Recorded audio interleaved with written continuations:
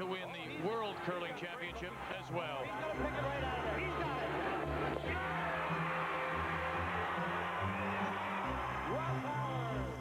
Howard's commitment to the game is second to none. In fact, he may work harder at it than anyone else. Practice does make perfect. I have a lot of time off in the winter, so that helps. And I like to throw rocks. It stabilizes your delivery and it just gets you confident for the next event. Howard is also as intense as any curler on the ice. And the only question about Howard at every bonspiel is his voice. Will it last?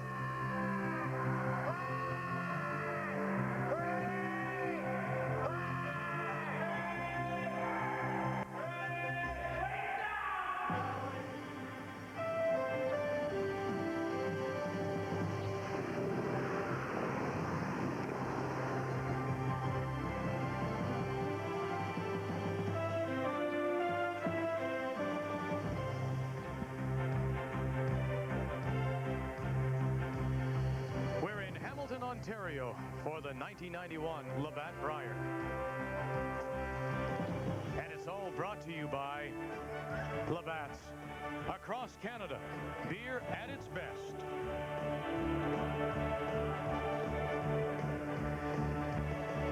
In the 10th round, it will be Manitoba and Ontario, both rinks at 5 and 4. 27-year-old Jeff Stoughton is a former Canadian mixed champion. And it's fair to say, for Manitoba, their success has been mixed so far here in Hamilton with a record of 5 and 4. They can no longer afford any more losses heading into the game against Howard. Hello again, everybody, and welcome to TSN's continuing coverage of this 1991 Labatt Brier as we head into the 10th round here at Coliseum. And let's show you the standings. Alberta and Saskatchewan are alone in first place, tied with a record of 7 and 2, and now they have put themselves 2 games clear of 4 rinks at 4 losses: Ontario, Northern Ontario, Manitoba, and British Columbia. The others, with 5 losses and more, many people say have been eliminated and will not be in contention this year. Linda Moore, we're outside. Obviously, it's windy. It's a much colder day here in Hamilton, and I think that has helped the ice. It's very cold out here. We haven't had a chance to get out very much, but it should help the ice. The teams are probably very happy that it's chilled down. Our feature game in this 10th round will be Manitoba against Ontario, both rinks with 4 losses. And as I say, the feeling is they can't afford another. We'll also keep our eye on Rick Lang in Northern Ontario at 5 and 4 as he plays Saskatchewan. And Northern Ontario have had an up and down kind of week. Rick Lang was 100% after 8 ends against Ontario. He lost that magic the last game. Manitoba had a tough one, and they'll have to get it back on track. Where's Ray Turnbull? Well, he's inside. He got, luckily, I think, the cozier assignment, and he's standing by, ready to talk with Manitoba skip Jeff Stoughton. Thank you. Alberta at 7-2 and tied with Saskatchewan. Newfoundland and PEI. Newfoundland 4 and 5, as are the rink from Charlottetown in our feature game 2. 5 and 4 rinks, Manitoba and Ontario.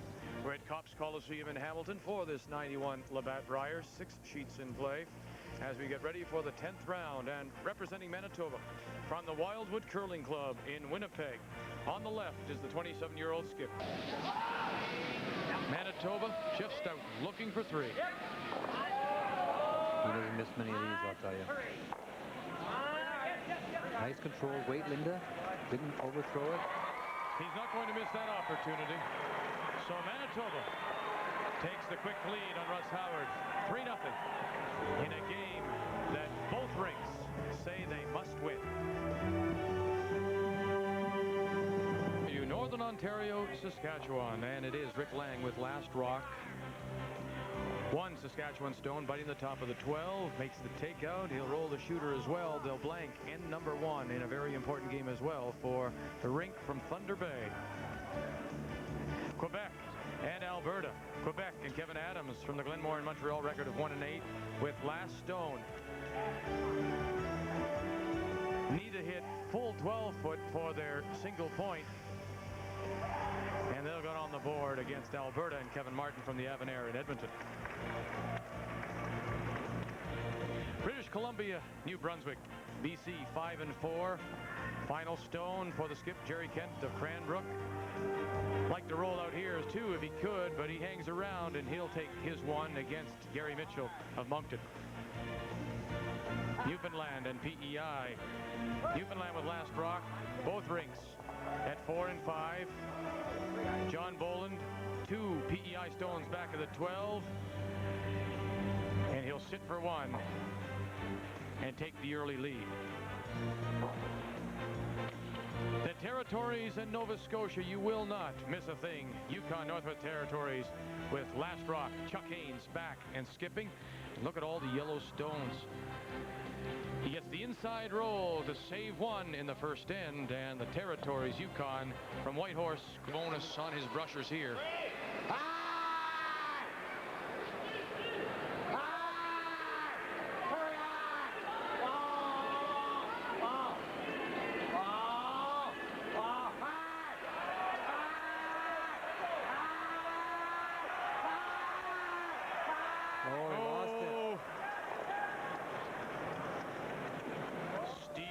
They had to hammer it all the way. It was one of those things where they had to go all the way with it, and Russ knows that he shouldn't have got them off it, but it's, you know, it's easy to say from up here.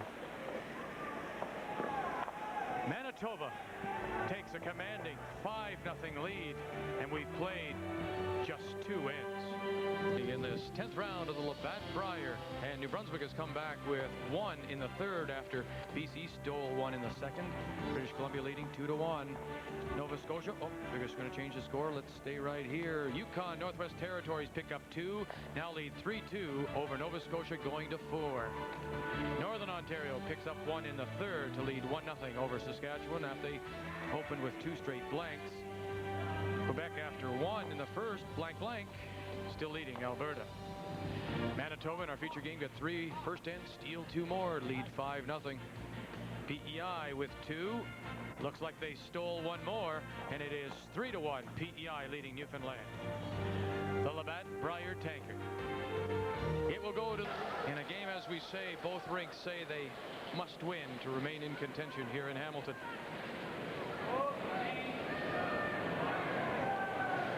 Now we want to move over to the game between Northern Ontario and Saskatchewan.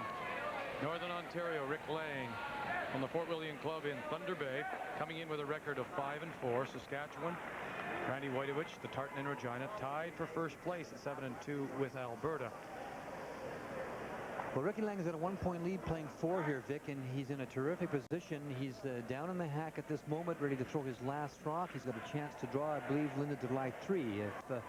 And there's a lot of rocks in front, so if he can put the rock in the right spot, just top 12-foot or top 8-foot, he can force Randy to play a very difficult raise. He's got a curl, he says. Just playing the guard.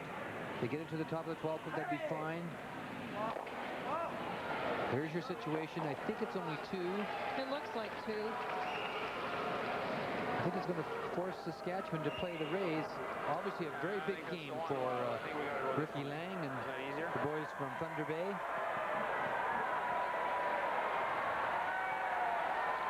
Again, the thinking being that you can only afford 4 losses. Well, I tell you what, there's a crowd here this evening, and they're getting into it. They're doing the wave. This one's tough, too. I know. I got to come pretty close to the guard. We got to go this way. This by far the largest crowd of the week so far. And the organizers say they've sold quite a few weekend packages. So it'll grow by the Friday as well. Now this is going to be a little disconcerting too, I would think, to the thrower. Yeah, it sure is. Well, this is a very important shot for weren't even moving at all there. For Randy Whiteowich. I'm afraid it's not going to move. That's what I'm afraid. I'm afraid it's not going to move at all. With Randy's first one, he had tried to come through a hole on the other side of the sheet. That weight I just threw?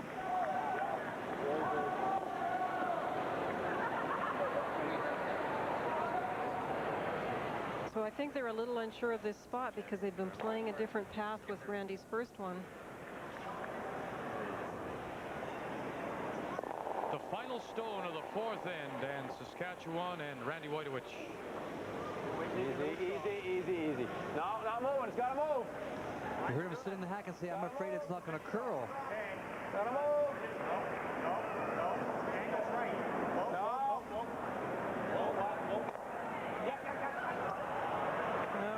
To that button. What a great shot by the skip from the Tartan Club in Regina. And an indication of why he is tied for the lead here in Hamilton.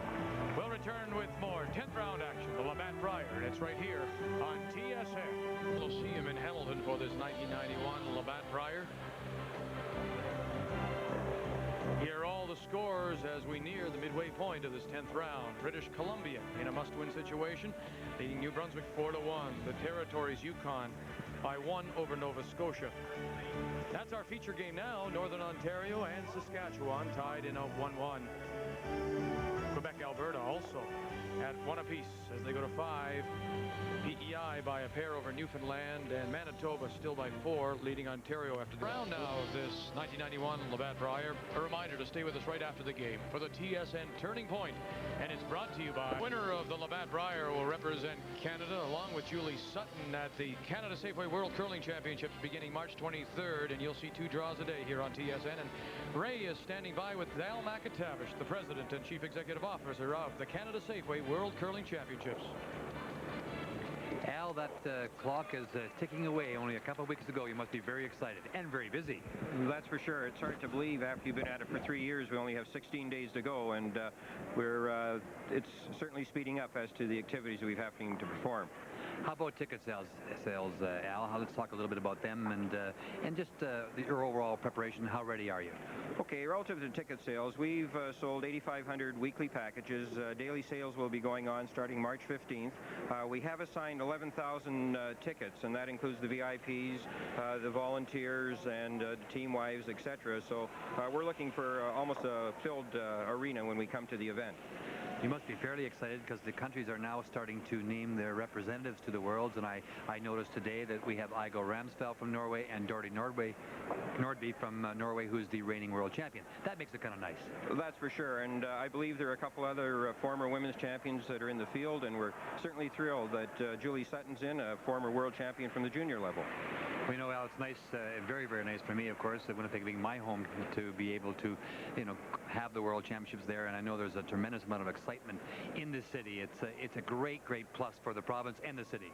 That's for sure, and the corporate support has just been tremendous. Canada Safeway, as you know, are the major sponsor. They've been just great to work with, and everybody has just dug in, the volunteers, the people in general. We're really excited about the up-and-coming event.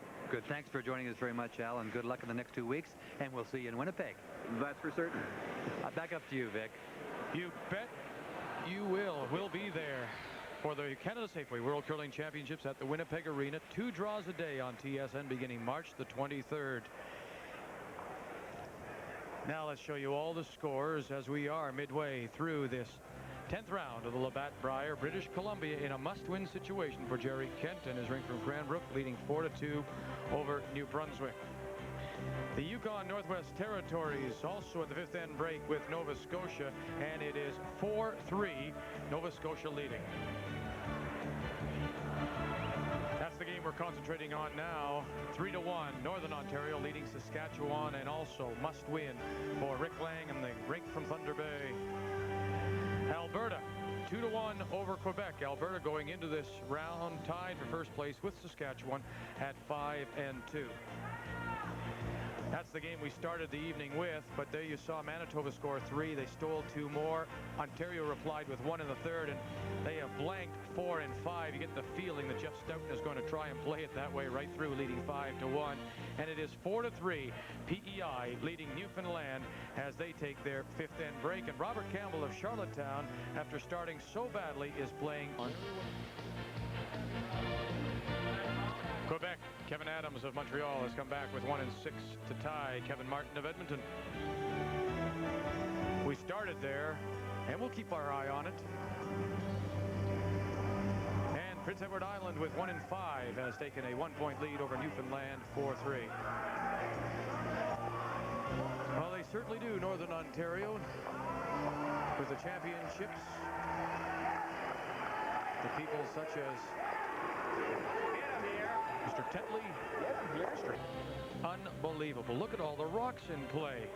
Maybe they're having an ice problem there. I don't know, but 2 stones at the top of the 4-foot, and Newfoundland lead 5-4 going to 7. Now BC, New Brunswick, as they play the 7th. BC lying 3. This is the final stone for the New Brunswick rink. Gary Mitchell, skipped by Grant Odishaw. He's throwing actually against 4 as another one comes into view, edge of the 12 at 9 o'clock, and he'll spin off too far. It's a steal of 1, and it's 6-2 British Columbia. Jerry Kent must win as well. Quebec, Alberta, 2-2 as they play the 7th. Quebec lying 1, top 12. Final stone for Kevin Martin and his rink from the Avonayre Club. It just won't get there.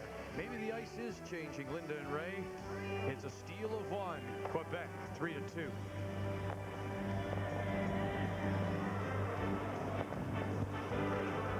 And Territories, Nova Scotia, as they play the 7th. Final stone for Chuck Haynes and his rink from Whitehorse. Looks to be lying 1, top 12. This is a draw for 2. It is. And the Territories now trailing 5-4. Yes, you said 511. No, said 237. We thank everybody for participating in today's phone poll. Let's get you brought up now on all the scores nearing the end of the 10th round of this 1991 Labatt Brier. British Columbia wins it 8-3 over New Brunswick to keep the BC rink in contention. Nova Scotia, Yukon, Northwest Territories, and it remains Nova Scotia leading 6-4. 6-2 in our game. Northern Ontario ahead of Saskatchewan. And Quebec looking to upset Alberta's run to first place, leading 5-3, playing 10. Manitoba probably ended the hopes of Russ Howard with a 6-1 win. And PEI leading by 1 over Newfoundland as they play 9.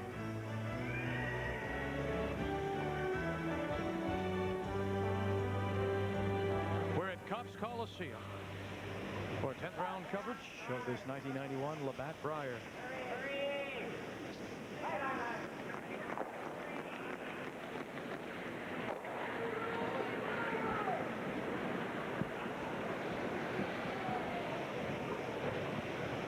And Ross Tetley makes the hit and then rolls the shooter just to bite the top of the 12. Linda, those are the kind of shots you can't get when you need them. That's right. Here you are in the last end. You don't need to roll into the rings, and you get the split and the roll into the rings.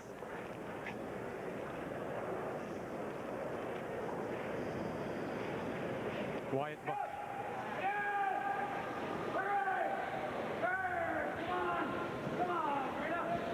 Line's good. Line's good. Saskatchewan's trying to play into the rings. Obviously, they need a lot of misses to try and get something out of this end. Gonna wait.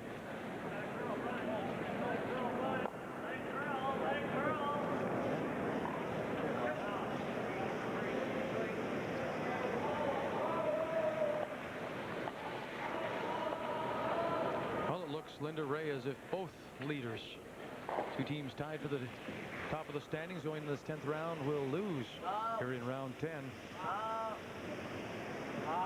If they both do lose, of course, Saskatchewan would be holding first place because they did beat Alberta, and if it comes to a tie, then it would go to the game against each other, which Saskatchewan won.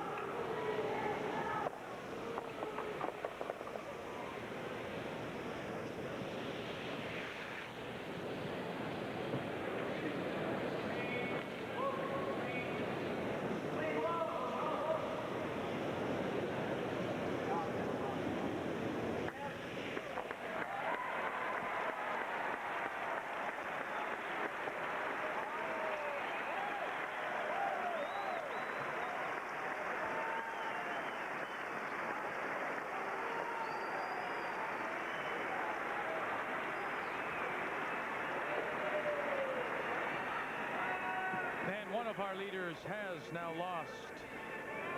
Quebec finally wins And you can see Kevin Adams, he won his first game and then lost his next 8. So this improves his record to 2-8. Alberta, Kevin Martin from the Avonayre in Edmonton will drop to 7-3.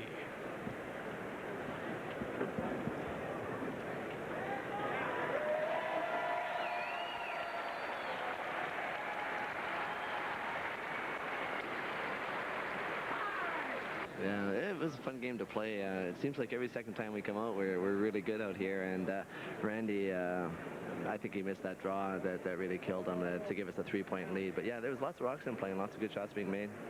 Jerry Kent mentioned in the interview we had with him, a little talk we had with him, that the ice was exceptionally good tonight. There was not at all like the night when we had the change in here. Yeah, thank goodness. I think Randy kept playing this game when he was 4 down coming home because he knew if somebody could steal 5 on us, he could score 5 on us. But yeah, the ice, it was really unfortunate for us last night that the ice went and they picked up on it faster than we did. Tonight it was beautiful. The surface was great. The pull was nice. The way it was consistent throughout. You, I believe it's Gary Mitchell from New Brunswick you play tomorrow. Obviously, you know, we don't have to say it. It's a huge game to keep yourself in a position to be, to be involved in a tiebreaker. Oh, I'm glad we're still playing. Lorraine's coming in tomorrow, so the game will mean something tomorrow. And say hi to Lorraine back home. But you know, we're glad to be in this position. If you told me at the beginning of the week that we'd be playing the final game and it meant something, I'd be happy with that. Does that mean that Lorraine's got all the ironing and washing done, the things that you did last week when she was away, Rick? She's been at it for 5 or 6 days now, so she's going to come down. We're going to spend a few days together. It's been a long time since we've seen each other, over a couple of weeks now. Terrific. Thank you for joining me, and good luck tomorrow, Rick. Vic, Northern Ontario, Ricky Lang, as tough as ever.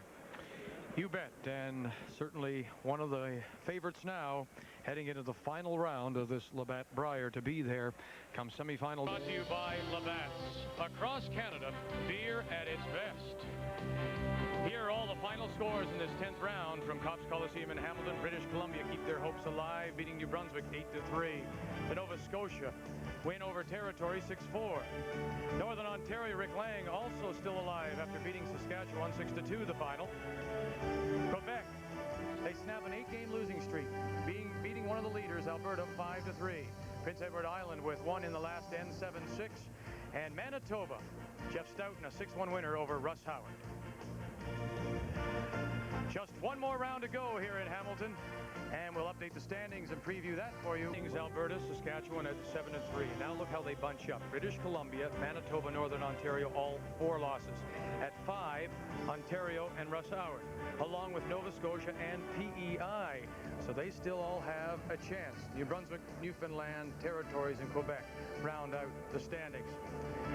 All right, so 1 draw to go, and mathematically, I think, Linda, 5 losses could still get you there if the teams start losing and come back to each other in the final round. Well, that's right, because the teams with 4 losses don't play each other, so that's why it's possible. It's one of those where you're looking over your shoulder. Can they lose? Will they lose? And you keep watching. Yeah, and I suspect some of the rinks are going to do some scoreboard watching. When you look at this draw tonight, you've got to like Rick Lang. Well, Rick Lang, Jeff Stoughton, and Jerry Kent had their backs against the wall, Vic, and they came up very, very big. I don't know who to pick over that. Stoughton looked fantastic. Lang makes big shots. Ricky's hot. He had that one bad game that got away from him in those bad conditions, so who knows tomorrow. Yeah, you had the 2 leaders also losing in Kevin Martin, Randy Wojtowicz. I don't think Wojtowicz could look past Rick Lang, but maybe Martin looked past Kevin Adams. Well, Quebec was really loose. You don't know. They were playing very well. You can't take the game away from them. All right. Be with us, won't you, please, for the final round robin game and the final round robin games of this 1991 Labatt Brier. Comes your way 1:30 p.m. Eastern Time, Friday afternoon. Till then, on behalf of Linda Moore, Ray Turnbull, and our entire crew, I'm Vic Roeder. Goodbye from the Labatt.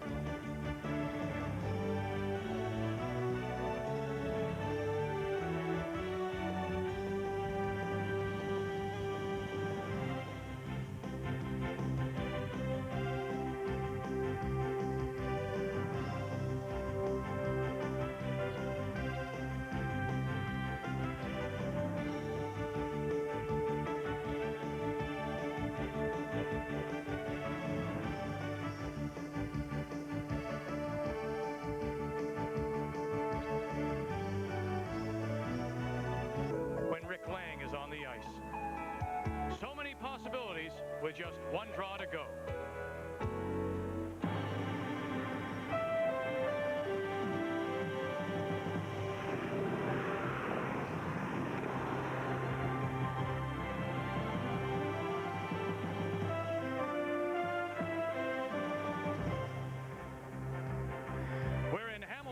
this 1991 Labatt Brier.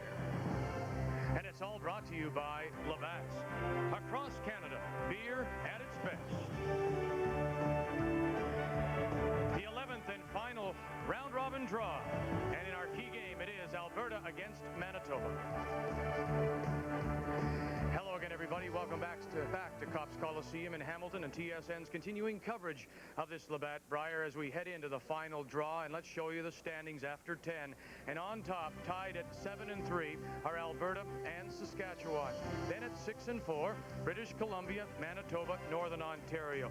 They have the best of chances. The rinks at 5 losses include Nova Scotia, Ontario, and PEI. They have an outside chance. The others are out of contention. Linda Moore alongside, and yes, you know, you may have to take off your shoes and socks to figure out all the possibilities, but the easiest scenario is that if Alberta and Saskatchewan win their games, then 2 of those rinks with 4 losses would have to lose, and we would have no tiebreakers.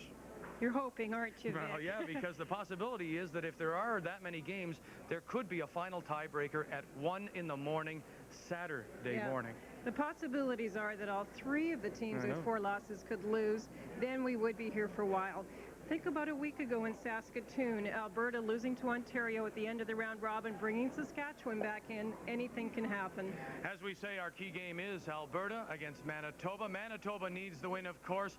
Alberta doesn't want to lose it either because they would be able to guarantee themselves at least a spot in the semifinal, if not in the final. Kevin Martin is with Ray Turnbull. Thank you, Mr. Router. Kevin, you and Randy are in the enviable position of being able to kind of clinch things today. So this game obviously is very important to you. Oh, it's a huge game, that's for sure. If we can get through this one, we're guaranteed into Saturday and maybe Sunday, depending on what happens to Saskatchewan. So it means a bunch to us.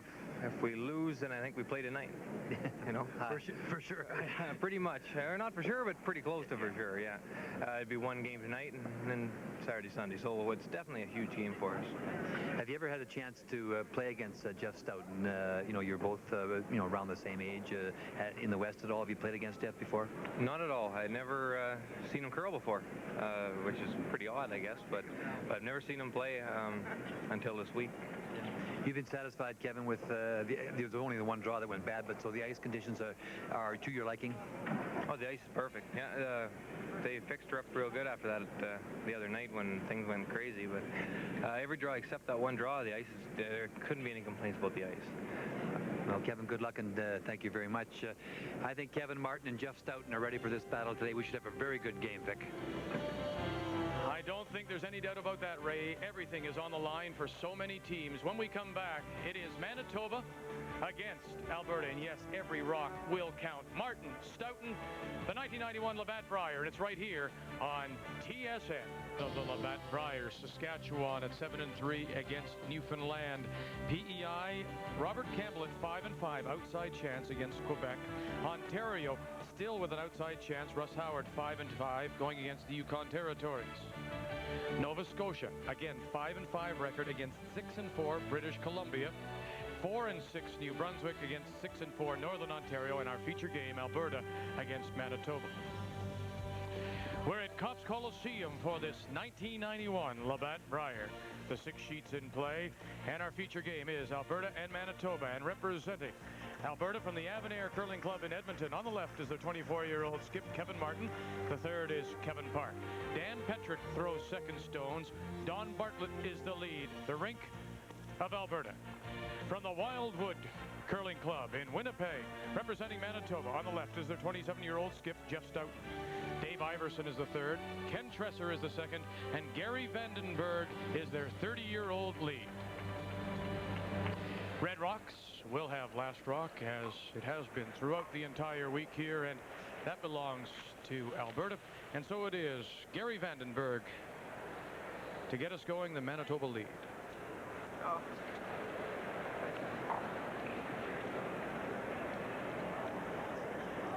Two young teams, two young shooters that all week long have been shooting the eyes out of a snake, Vic. They really have been. Particularly Kevin Martin's team, when they got a 1 or 2 point lead, Linda, they really do peel and run rocks so well. Found it interesting they've never played, and that's unusual, I would think, in the West. Yeah, Usually it meet is. up with each other sometime. There's a little bit of a age difference, not a great age difference. Jeff's 27, I believe, Vic, and Kevin's 24, I think. And so, but yeah, it is a little unusual. Jeff really didn't go out of the province a lot for Spiels, and that's probably the reason. But does a lot of curling and has put on a terrific performance this week. You had to be impressed with Manitoba last night, Ray, with that first end. They didn't wait around. They put it to Ontario and just made some tremendous shots. Clean. Good.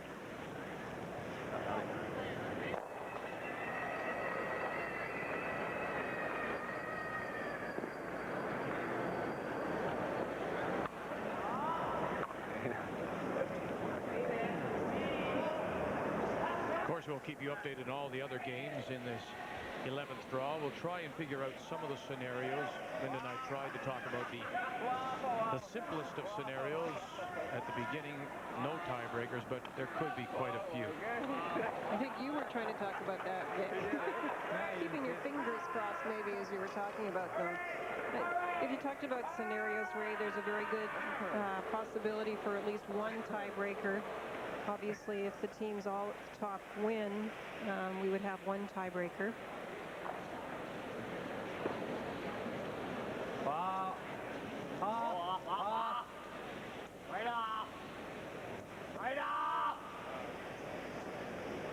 Right off. Well, this morning, Brian Cassidy and Warren Hansen were saying that when they punched it into the computer, there were 64 different possibilities, combination of possibilities. Yeah. What would they do without computers?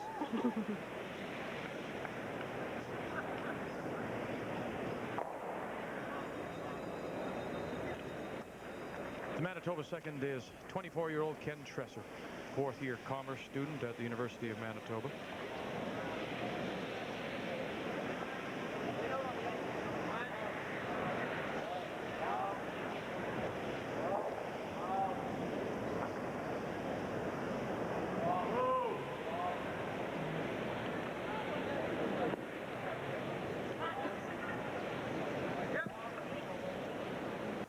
Manitoba without last rock are putting up those center line guards. So Jeff's playing it a lot like last night where he took it to Ontario. He wants to get some offense going. Boy, they made a couple of great shots in that first end last night, didn't they, Linda? Oh, tremendous.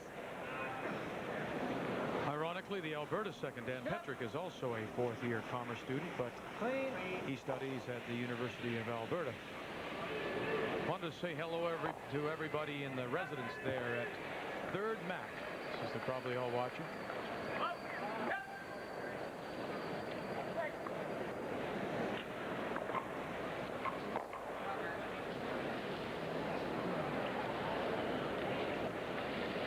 Up on the center line. Alberta with the advantage of last stone, which with a team like that is a fair advantage, because if they ever do get that extra point in the first end, then with their talent and their ability to be able to run stones, they're really tough to catch them.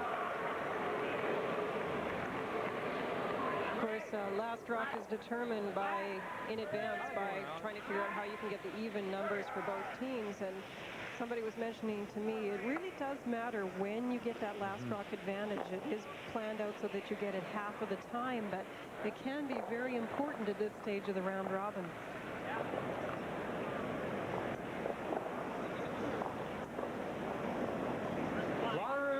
Dan Petrick, as we play the first end of this 11th round game here at the Labatt Brier, Alberta and Manitoba. Alberta tied for the lead in the standings with a record of 7-3 with Saskatchewan. Manitoba with a record of 6-4, tied as well with Northern Ontario and British Columbia. Good shot. Good bump. Bump away. Up for weight. Never wants to play it tight.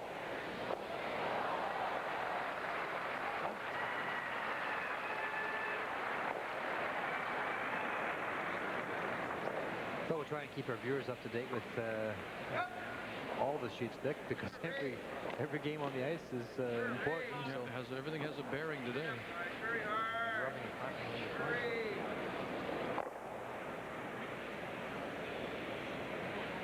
34-year-old Dave Iverson works in the radio room for the RCMP in Winnipeg.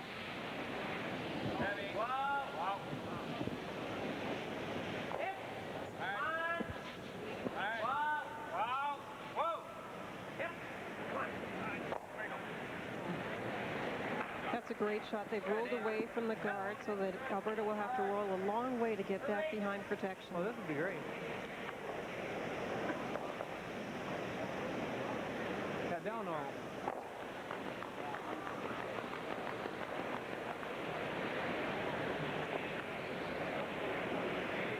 Now, you were saying last night, by virtue of Saskatchewan's win over Alberta in the round robin, mathematically, and by virtue of that win, they are really in first place. So if they, in fact, tie. That's correct. And that would give them a bye to the final. Yeah. That's great. So it's no little deal. It's a big deal. If they remain tied in the standings.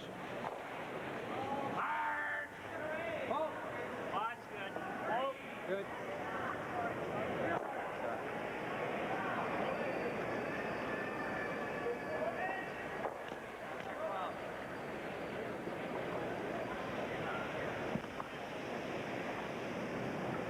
You sense a little bit of a tentative beginning of this game?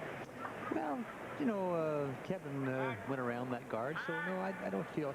I felt a little bit of anxiety on the part of both teams before the game, and that's natural, of course. You know, it's you know, the Stanley Cup playoffs are different than the league games. There's just no question about it. And, it's the same here. You know, you're looking to try and qualify, and you know you're that close, and you want to be there on Saturday, and you want a trip to Winnipeg. That's what you want more than anything else. There's, you know, the Purple Heart is magnificent, and they you know, they play their hearts out for them. But what they really want, Dick, is that little bar that goes across the top that says Canadian Champion. And then once you get that, you want desperately to become the world champion. You know?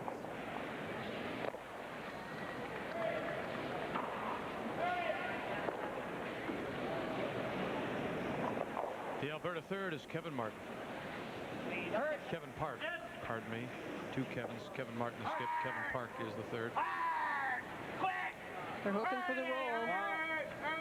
They're not able to get it. Not quite far enough. Again, this is what it's all about. Alberta, Saskatchewan at 7-3.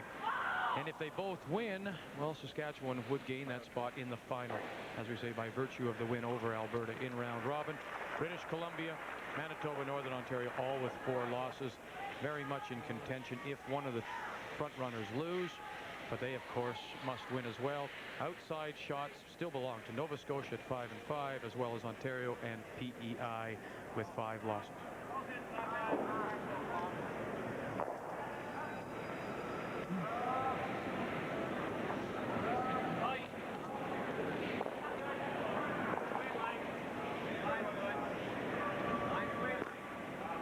Some level of anxiety is actually beneficial, because if you come out and you're not a little bit nervous, I don't think you're really ready to play. What you can't let it do is cause you to panic at any stage. You've got to make sure you stick to your game plan, be patient, wait for your chances, and not suddenly start thinking about the standings and the fact that you have to win to be there. Well, we talk all the time, Linda, about, you know, taking advantage of the breaks when you get them, and they play a big part in every curling game that you're involved in. And I guess those viewers that were with us last night, for example, that watched the first end of Jeff Stoughton's game against Russ Howard, Jeff got a very nice, good break when Glenn Howard jammed one back on a backstone. But what followed was the key to the game, because then David Iverson made an absolutely sensational shot in that first end to duck around to the top of the forfeit that set up the potential 3. So that's what we mean by taking advantage of those small little things that go your way. And you have to have those little breaks, Linda. You know, we've all played enough to know that. This is the first stone for the Alberta skip as we play this first end. Alberta with last rock. The roll's a point. Peek out the other side. Did a little bit. They were looking for a slightly less roll, but that's pretty well hidden. They're having a good look at it. I think the word peak is right. Yeah. That's how you get extra points. Good brushing, good call. Could have let it go a little bit more, but it was a good call by Kevin. Look at Kevin right behind that rock, getting the rock's eye view. Kevin Park and Kevin Martin right in there and down. Then, of course, you lean into them, you know, Vic. A little extra body English really, it makes the key difference, psychologically. Help that over there. Okay.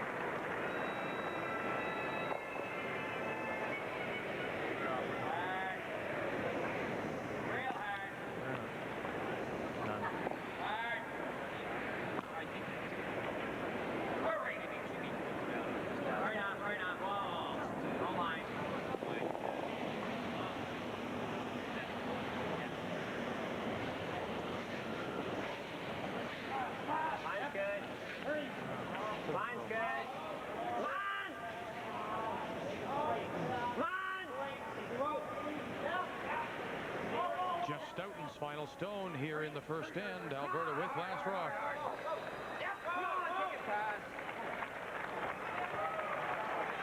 It's a great shot. He bites the top of the 4 and he is shot stone. I think you would have rather maybe been just leaning against it a bit, though. Linda, what do you think? I think they were looking to come up next to it or just pass it by enough so that it was harder to remove. It's sort of beside it, which makes it a little easier to tap out. Beautiful first end weight, though.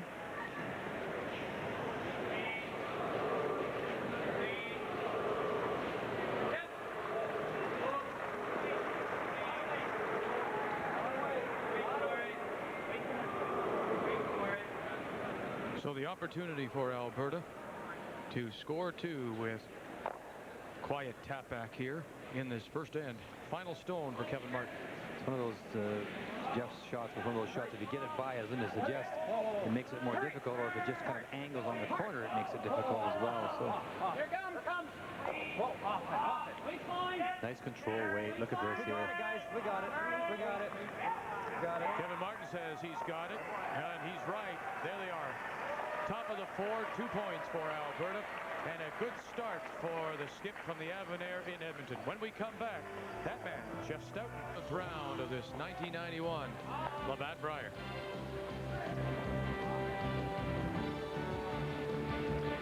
And it's a count of 2 for Alberta in the first end, and Alberta with their first stone just threw it through. Well, if you're wondering how Kevin Martin's going to play now, he got a great roll by Kevin Park, got set up that extra point for him, and a good, soft, quiet tap back for 2. And you're right, Vic, Kevin Martin threw his first rock through the rings, and the statement he's making is that I can run with you now for 10 ends, and that's exactly what he's prepared to try and do. He'll take that 2 and nurse it all the way through. All the way home. He'll make Jeff Stoughton come up with something very, very difficult to try and get the extra point. He feels he's got the control point, and in theory, the game is now 2-1, because Stoughton has the hammer in this game, in this end, I should say. But he says, I don't think you can get that extra point on me.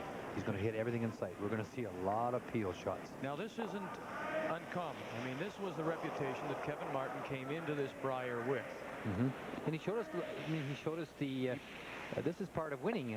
What he's done, he got into the offensive position. He made a move, got a great roll, Linda, and he got his extra point. He's got the control point that we talk about so often, and now he's just going to run it home. And he thinks he can do it. Dan Petrick. Good job. With those kind of shots that we just saw. Now, then again, now the pressure is on all 4 members of the team to make those shots, certainly. I mean, that conscious decision requires execution. Certainly does. You know, talking about Jeff Stoughton for a minute, the nice part about this situation is that happened in the first end, isn't it? So that means that Alberta's going to have to run for 9 ends. That's right. So 9 perfect ends, and somewhere along the line, you hope that he might get that nose hit and you go in behind. That's right. All you need to do is get that control point back. In other words, score a deuce of your own, and it's a new game.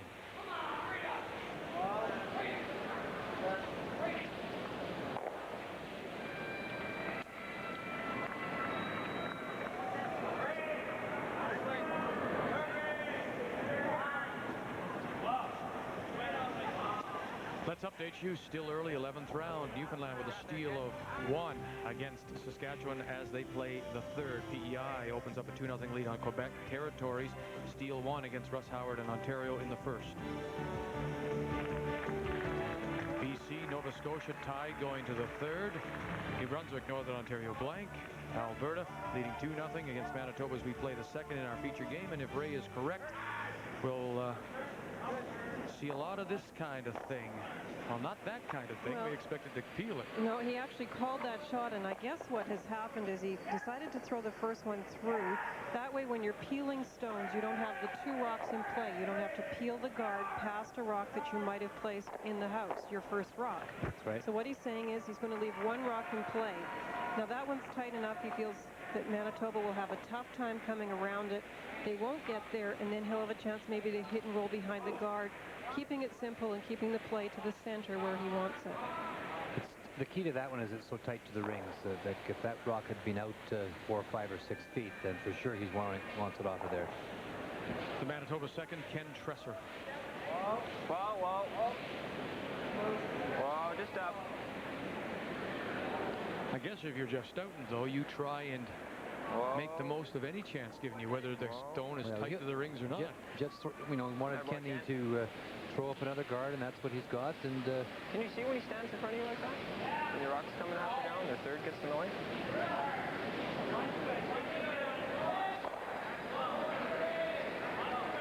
so rather than peel those off, Kevin Martin is going to go right in.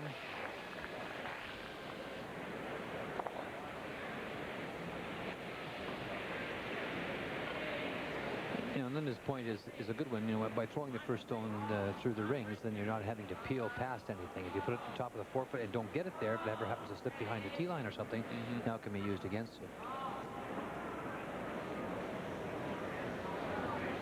The Alberta third is Kevin Park. A lot of room. 2-time Alberta junior champion.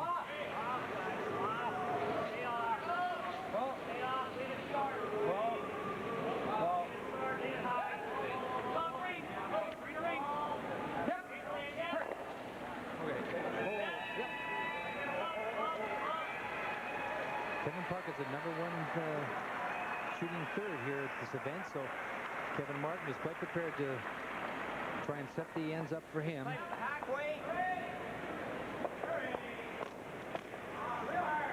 Hack weight, little roll.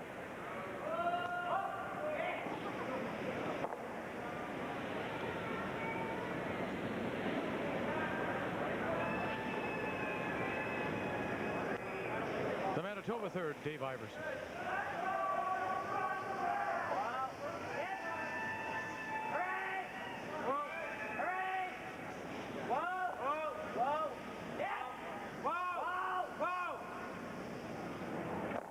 Great shot. Now it's the long guard that really causes the problem, but I think they can see a corner of the red stone, so they can run it back. No worries. Kevin looks at the line.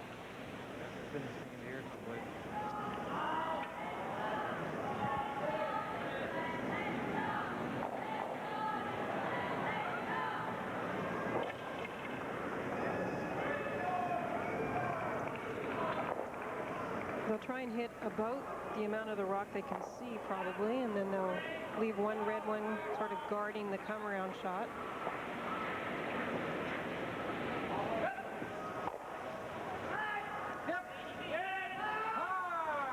Second stone for Kevin Park.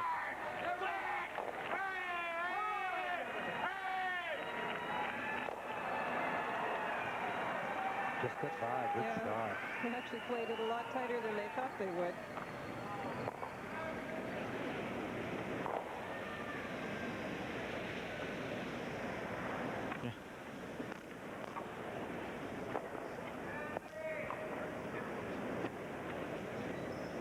Kevin Park takes a deep breath. Didn't think he might get by that one.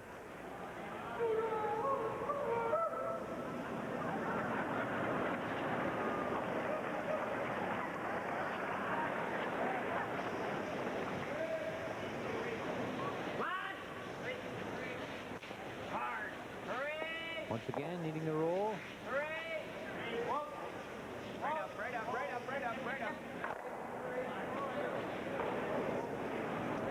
It's a good shot if it hangs on. It forces Kevin Martin to go wide. And if he doesn't stay, then it gives Jeff Stoughton a chance to go around the center line rock.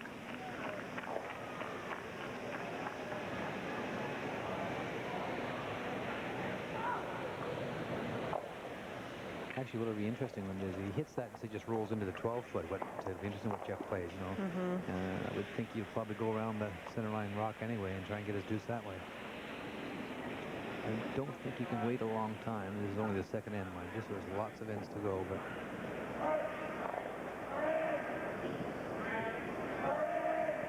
this is one of those very wide shots that you have to make sure you get out and aim at the broom. Not a lot of frost here today, so he shouldn't have a problem with that. Good. So this is the call I'm talking about, Vic.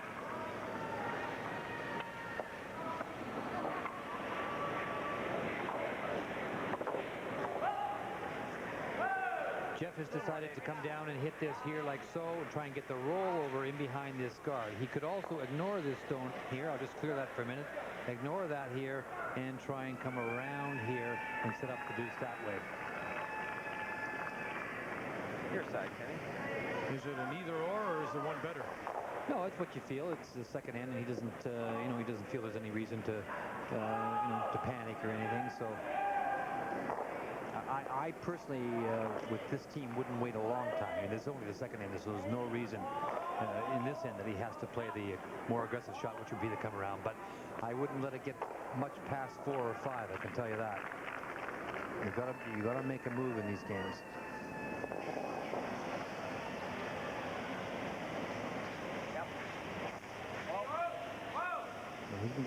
He can get the good roll. But if he rolls out, now all of a sudden, now he gives Kevin Martin a chance to go in. Straight. It ran a lot straighter than he thought it would.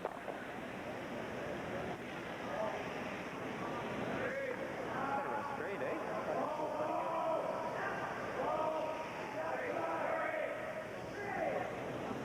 That was the danger, Vicky. You had to be in the rings with that shot. You had to stay in the rings.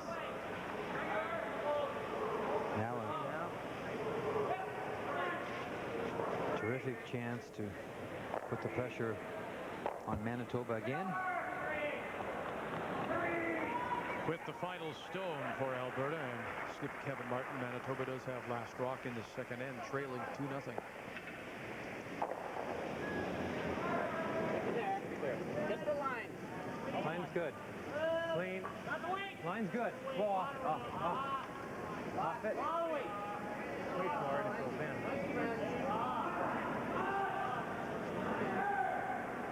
Hey, back ring's not bad if it buries. Hurry. Hurry's really going. Come on.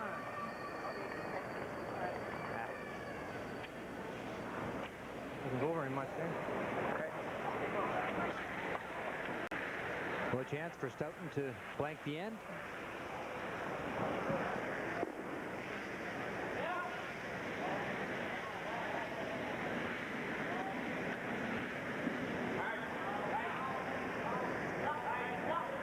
Interesting.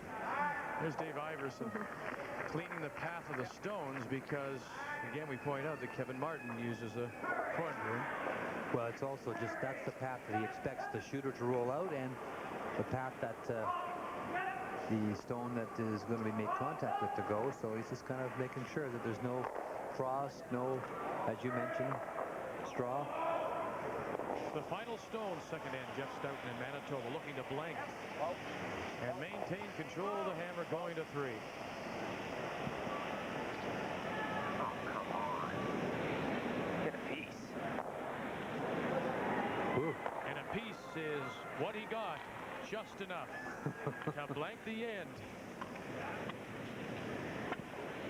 He had his doubts, but he still has reason to smile. Third end when we return to Cops Coliseum in Hamilton. Ontario against the Yukon Territories, and it's the Territories leading 1-0 as they play number 2. Final stone for Russ Howard and the Penetang Machine Club with a record of 5-5, trying to keep alive, and they'll score 2 here and take a 2-1 lead going to 3. New Brunswick, Northern Ontario. They blanked the first end. New Brunswick and the skip Gary Mitchell from the Beaver in Moncton tries the angled raise to spill a couple. He'll give up a steal of 1 to Rick Lang and the Northern Ontario rink with a record of 6-4. Other scores, Newfoundland still leading with their steal of 1 against Saskatchewan. PEI stole 1 in the second to lead Quebec 2-0. Ontario, we updated that for you. Nova Scotia, BC tied 1-1 playing 3. Northern Ontario, you saw the steal. And in our game, we'll go to 3. 2-0 Alberta leading after a blank in 2. And Manitoba still with last rock. Well, as Linda so clearly explained the last end, Vic, Kevin Martin once again threw his first stone through the rings, and the reason for that is he's going to be doing a lot of peeling, and he certainly doesn't want that first stone to be placed in a position that could ever work against him and where he has to peel a stone past it. So we've seen exactly the same situation. Jeff Stoughton actually threw his first stone up on the center line in front, and then not the corners. And what he knows that Kevin Martin is going to peel, especially until he gets down to his third, Kevin Park. And then, as we saw in the last end, he went around and made a little move, and he's quite prepared to do that. But I think with the front ends, he's going to try and keep it as clean as possible. Now it's up to Kenny Tresser and Gary Vandenberg to make sure they get their guards placed properly. There's a definite skill and a talent to peeling stones, but there also is a skill and talent to being able to get these guards and draws into the right positioning. Shot, Ken.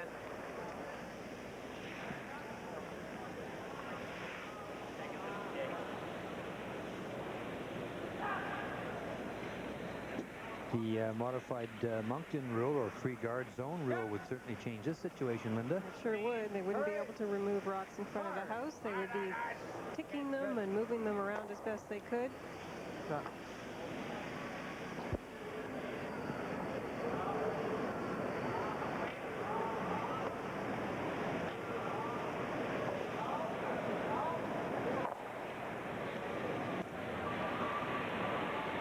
That's our cameraman, Rick Arsenault. Hi, Rick.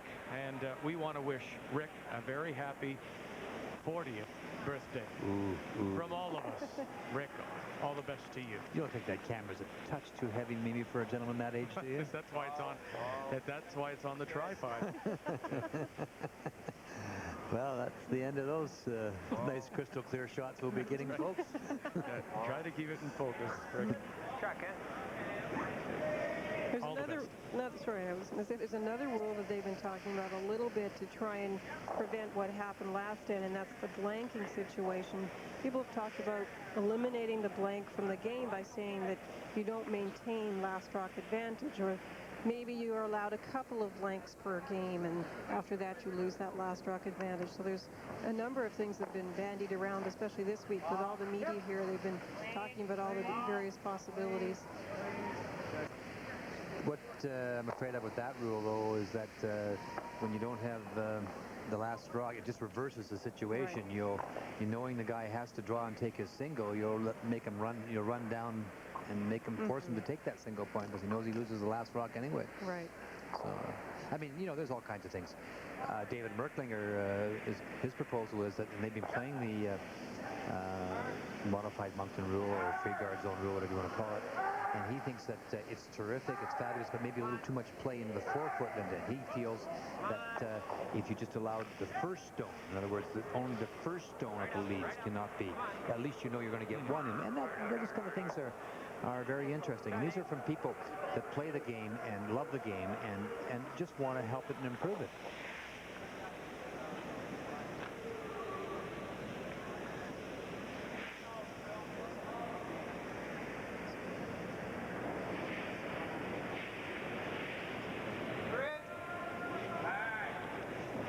The Alberta third is Kevin Park.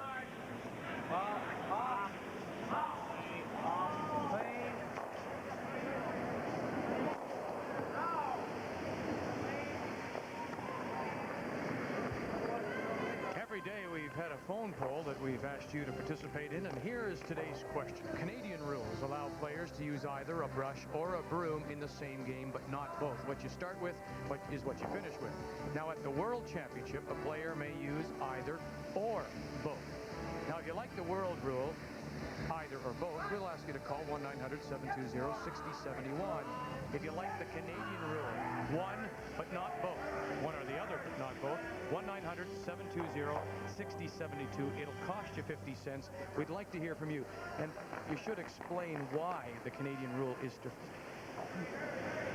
Well, the reason it's different is because they were using what teams would do. They used the corn broom in situations to try and generate debris, straw on the ice surface. In other words, what they would do is the teams would go, if they got down in a game and they were using brushes, they would then go and pull out, and some players have been accused of bringing out dry, dead brooms and trying to get some flake onto the ice surface so that you could generate this offense. In other words, rocks would curl and so on and so forth, and there was so much straight ice in the game. This is what they would do. So it kind of it wasn't used properly. I think that if you're going to be using both, then they would have to be brooms that were inspected by the umpires and not used for that. Brooms that are just used for that sole purpose of trying to, in essence, almost cheat,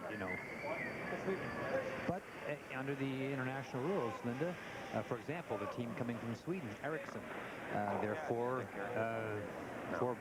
sweepers, and they're going to be using corn brooms, and they also do use push brushes.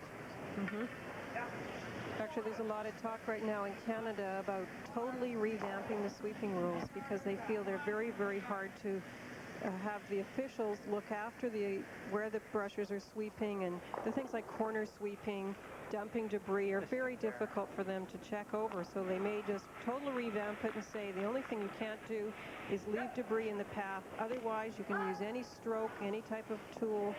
Just go do it. So it'll be interesting to see if that does happen in the Canadian rules. It's the third end of play, and moving along very quickly. Skip Stones in a very wide open game.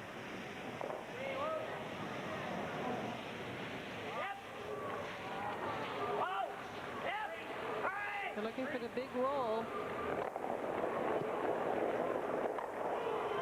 Well, the thing about that big roll, it had to go a long way over, and Jeff caught it on the outside, but not quite enough. So if Kevin could get the roll now, he could force Jeff Stoughton to take a single.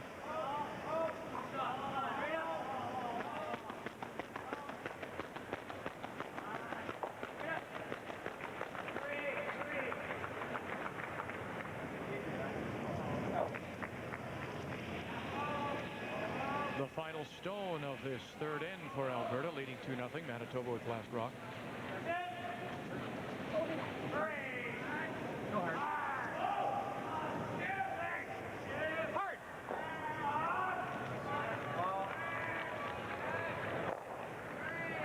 So another chance for Jeff to blank the end, Linda.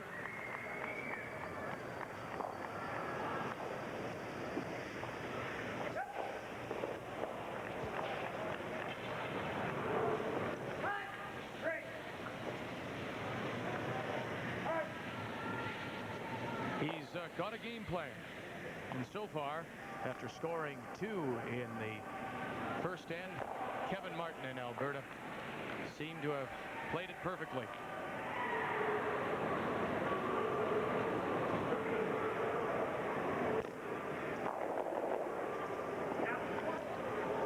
The former Canadian mixed champion Jeff Stoughton won that title in 1988, and this will be his final stone here in the third end, looking to blank it as well to keep control of last rock. And Vic, if he doesn't win the right to go to Winnipeg, he'll be back in the mix again this year in Thunder Bay. And so they do blank in number 3. And it remains 2-0 for Kevin Martin in Alberta. Will he play this way right through 10? Stoughton hopes not. Update for you, Ontario and the Territories as they play the third. 2-1, Ontario leading. And lying one, buried, fighting the edge of the 8. This is the final stone for the Yukon Territory skip Chuck Haynes of Whitehorse. Has to draw full 8 foot, and he will come up light. And so it is a steal of 1 for Ontario. They lead 3-1 going to 4.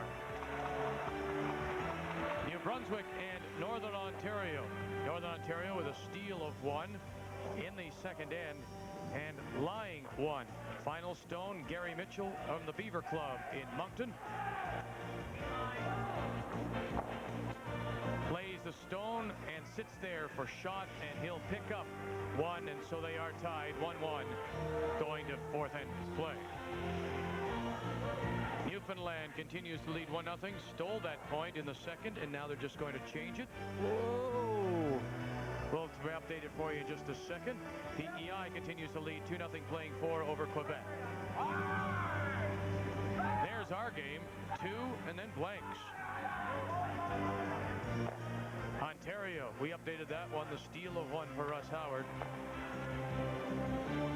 Nova Scotia, BC in a 1-1 tie, playing 4. And we showed you the single point by Gary Mitchell from Moncton.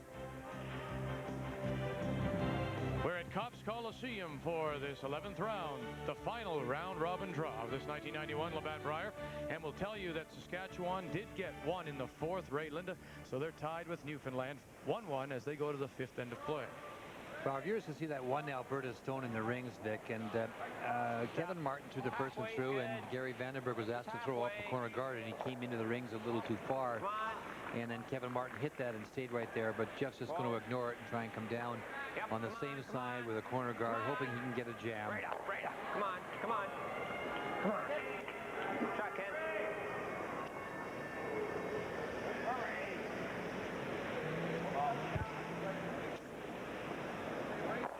Oh, these guys must throw them straight.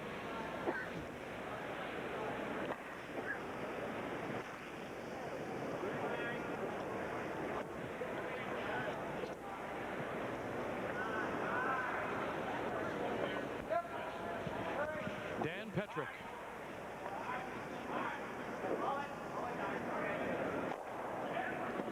You have to give Alberta a lot of credit, too, because it looked like after last night's loss to Quebec, they were a little discouraged. Quebec played tremendously well. Regardless of their position in the standings, they came out shooting last night. So I guess Alberta just shook that one off and came out today ready to play. It's the way you have to do it. Jeff's going to go in this time. He's going to try and duck around the rock sitting on the top of the 12-foot. You know, anything to make the shots a little more difficult for Alberta, who are playing fabulous. They've just been feeling everything, and as they've done all week. I think Kevin's had 3 extra end games, Linda, and one of those was 2 extra ends, I believe. Got room! Come on! Go if you can! Whoa! Come on, come on! Hard, hard, hard, hard, hard! Hit it. Nice shot, Ken. Attaboy. Ken Tresser into the 4-foot, just back of the tee line. Good weight, Ken. Ken Tresser would like to say hello to his nephew, Jesse. So to Jesse from Ken, hi.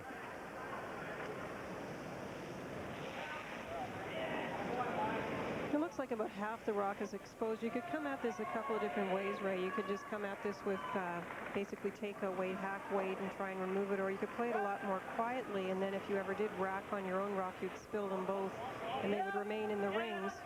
But he would just like to go after this with about hack weight.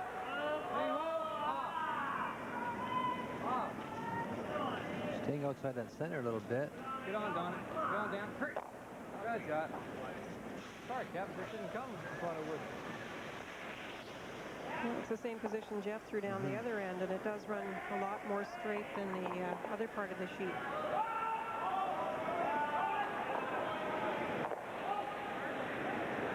The end of a round robin, and the sweepers must be awfully tired.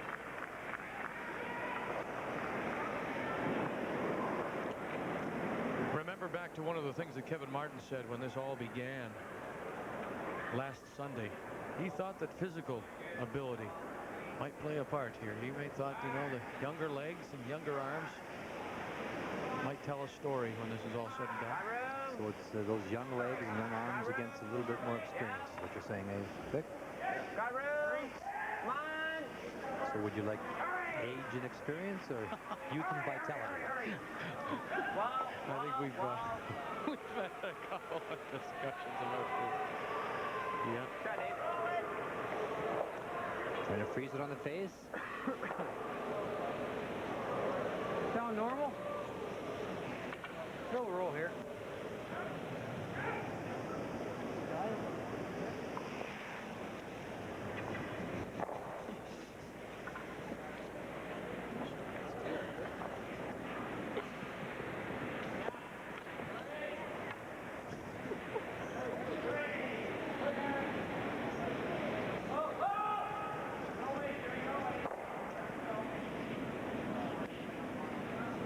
Park. Hard. Hard. Quick. Hey. Quick. They may spill both the back rocks. Yes, they do.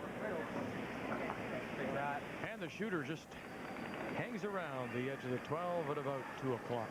New spot and maybe a new chance for Jeff to go around it. No, he's gonna hit it, I guess. Wait till next end. You could try and angle around it, but once you get into the 12 foot, this is Dave's last shot, so.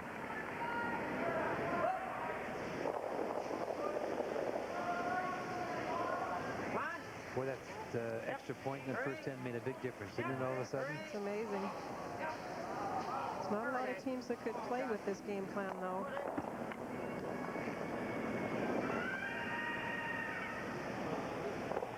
I want to say we've seen Pat Ryan do this.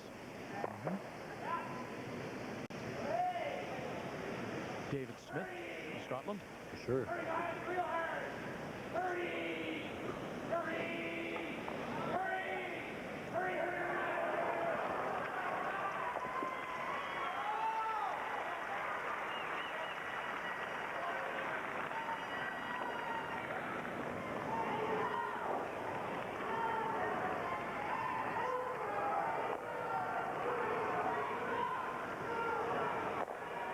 Rocks here in the 4th end, and the first from Alberta's Kevin Martin. I'm not heavy.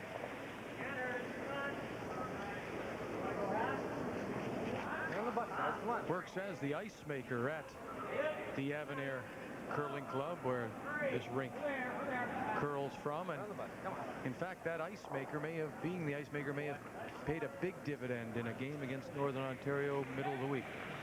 That's right. Ricky Lang and their team were saying that Kevin picked it up when the one draw that Kevin referred to in his interview, Vic, before we started this game, at the beginning of this game, was the draw that where the ice went a little soft and across the humidity built up, and Ricky Lang's sheet was affected the most, and he was playing against Kevin Martin, and Northern Ontario was 3 up playing the 5th, I believe, Linda, and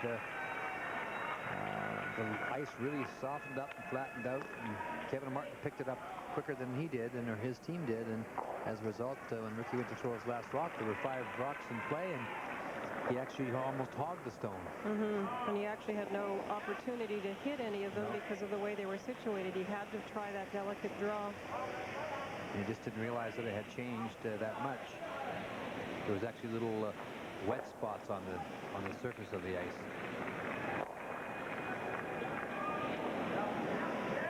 So Jeff will try and get through this end once again and try and blank it.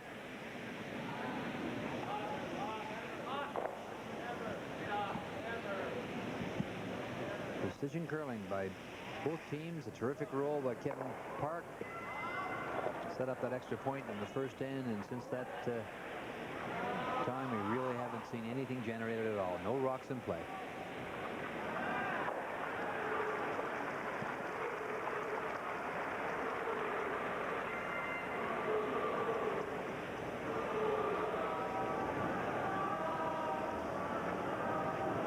Former Canadian junior champion Kevin Martin won the National Junior Championship in 1985. Take a look. This was a great chance for Kevin to get his draw weight. He's played one down the center, so he knows the keen path. He's now testing out the sides. T-line in both cases.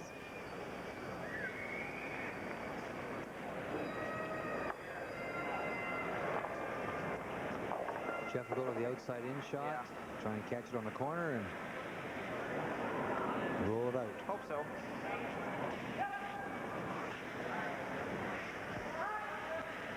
Well, if Alberta can do this to you with last rock, I hate to think what Kevin Martin might could do if he has the hammer as well. Well, he's showed lots of offensive skills through the week, that's for sure. Oh, yeah.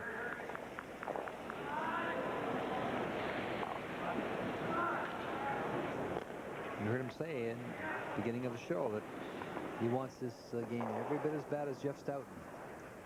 This puts him right in the semifinals for sure, and if Saskatchewan should happen to lose, we could put him right into the final. The final stone of this fourth end, Alberta leading 2-0 over Manitoba. And once again, the Winnipeg Wildwood rink looking to blank the end. Will they roll the shooter out? Will it go, or one good turn short? It'll hang around on the edge of the 12, and so Manitoba and Jeff Stoughton forced to take one. It's 2-1 Alberta, and Martin will have the hammer back. Little meeting of the minds. The Labatt Brier Tankard will go to the winner of this men's Canadian in Quebec as they play the fourth, and PEI leading 2-0. It's the final stone. Kevin Adams from the Glenmore in Montreal at 2-8 will make the hit, get the inside roll to pick up a pair, so they're all tied going to the fifth end. Now let's take a look at Nova Scotia and BC. Nova Scotia rink, Dan Bentley of Halifax in a 1-1 tie playing 4. Gets by the center line guard. The quiet takeout at the back of the 8. Nova Scotia picks up a pair, and they now lead 3-1 over British Columbia in a game that BC must win to remain alive. Here are the other games for you. Saskatchewan now has picked up 1 to tie Newfoundland, going to 5. PEI Quebec, we showed that to you. Territories have replied with 2 in the 4th to tie Ontario and Russ Howard. Nova Scotia, you saw that too by the Halifax rink. New Brunswick, Northern Ontario tied 1-1. And in our game, it is now 2-1. Manitoba forced to take 1 in the 4th as we go to end number 5. And the rink from Alberta has last rock. The 1991 Labatt Brier, the Canadian Men's Curling Championship, the 11th and final round-robin draw, and we're at Cops Coliseum in Hamilton. Well, Jeff Stoughton, in an attempt to get something going, is taking a little bit of a chance here. He's been leaving the Alberta stones in play. With this one, he's going to try and get the hit and roll on the second shot rock. The stone sitting in the 12-foot at the 1 o'clock position with Kenny Tresser. Try and roll in front of the stone sitting on the 4-foot, which is shot rock. It's full in the 4-foot, 9 o'clock position.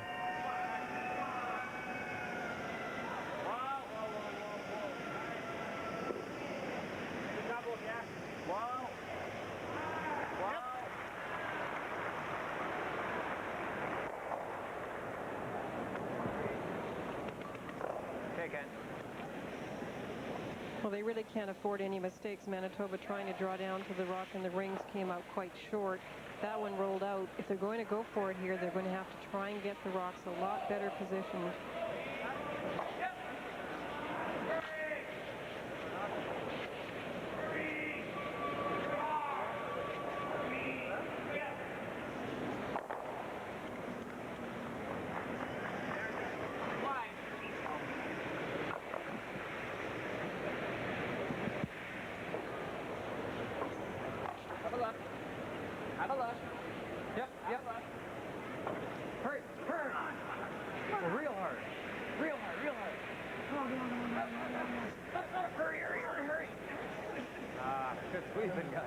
Well, I know this is Ray and Linda's favorite part of our telecast. I know Earl Klink really likes it. You made Earl Klink very famous last night. Who was the first skip to win 3 Briers? Never let you forget that. Ray's tuning out of this one. Well, I'm not sure about this. I'll have to give it some thought. If you weren't with us last night, we'll just explain what we were talking about. The trivia question was, what skip represented both Manitoba and Ontario to Brier? And the answer was Earl Morris. Well, Ray got part of it right. He got the Earl part, but then the Clink was a friend of his from Winnipeg. All right, let's get into this game. That was a very good roll. That's right. Let's get right away from this. Now, you told me that... And I know the answer to that one, too. Okay. Oh, great. Earl called you. Your friend Earl Clink called you, didn't he? He called. He called. He called.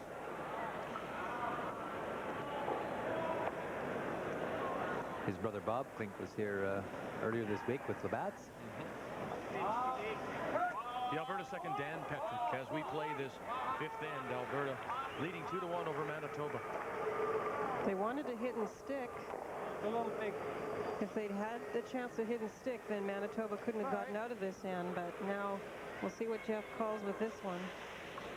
How much scoreboard watching goes on? A lot, do you think? Yeah, I think... They're peeking around, do you think? Just draw your conscience, don't you, Linda? You're a little conscious of what's happening around you. Yeah, it's okay to look around a little bit, just when you do it. You can't lose your focus from your own game.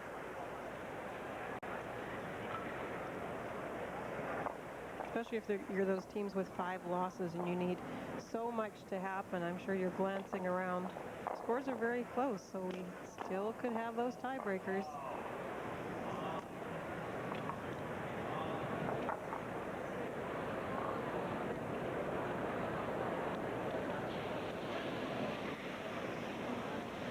It's not really necessary for us to say too much about what's happening here. It's pretty clear on your screen.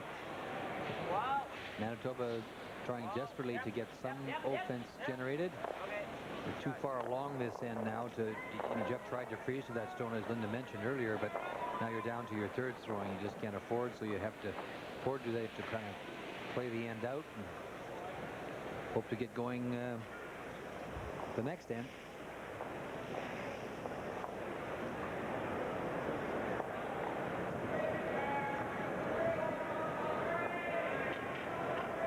Third stones here in the fifth end of play, and this will be the first for the Alberta's third.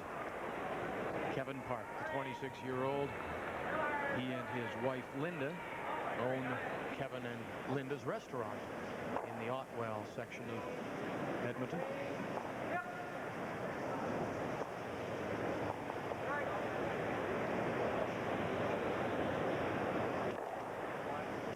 And the shooter will sit T-line full in the 8-foot at 3 o'clock. Kevin's just trying to keep the rock near the side, away from the guard, because he feels now that he's lost his opportunity for 2, so he's going to try and keep it open and try and blank it with his last one. One of the easiest places to blank a rock from is on the side, because your shooter doesn't have very far to roll to the board. So he'll try and keep the play probably in the 8-foot area. Yep. Come on. 3. Shot.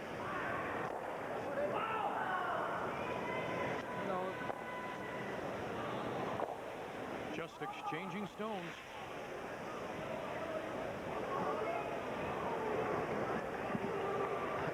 I would suspect the only danger in doing this, Linda, and playing up and down the sheet is if perchance you are Alberta, and then you're forced to make a draw. You haven't thrown one in so long, you're going to be maybe questioning your own weight.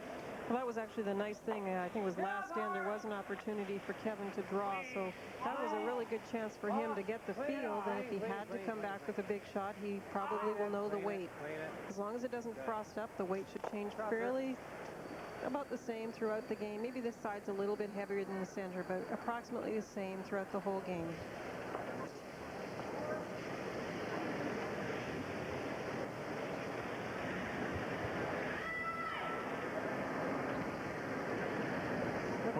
I guess the kind of game also is reflected in the numbers. It's up and down. That's right, very wide open. The one big shot in the first end gave Alberta the chance to go ahead, and since then it's been well played.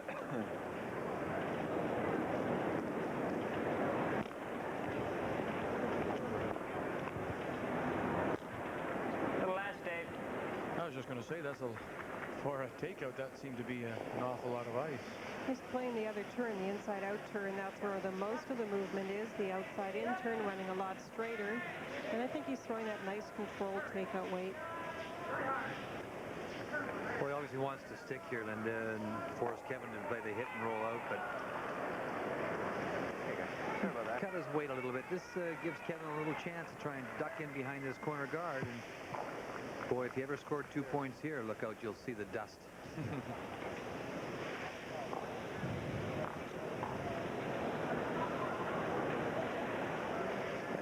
I don't, if you look across all the sheets today, Linda, it's kind of interesting because the scores are noticeably a little bit lower. Now that's, you know, the pressure of the situations can create that.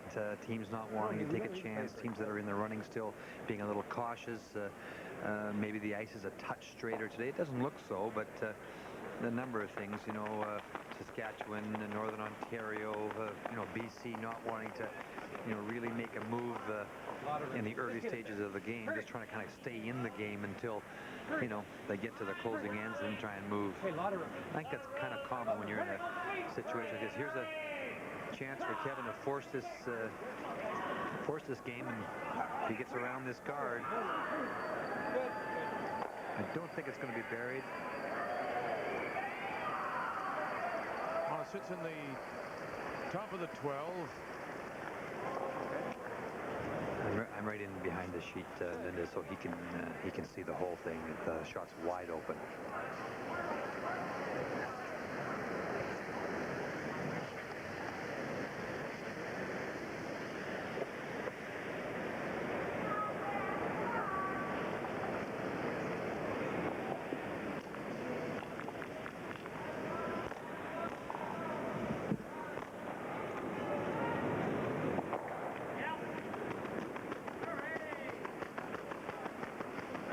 Good spot there.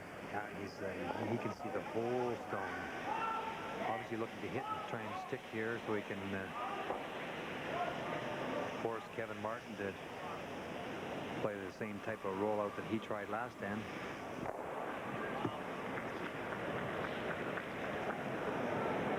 Those familiar with golf coverage will know the name Ben Wright. You may just be the Ben Wright of curling here.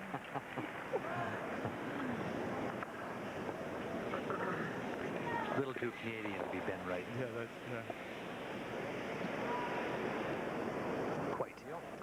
quite a shot.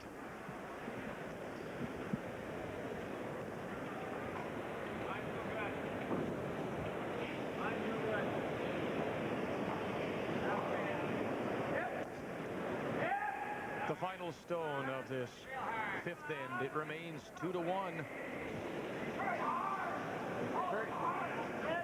Kevin Martin and Alberta looking to blank again here in end number 5.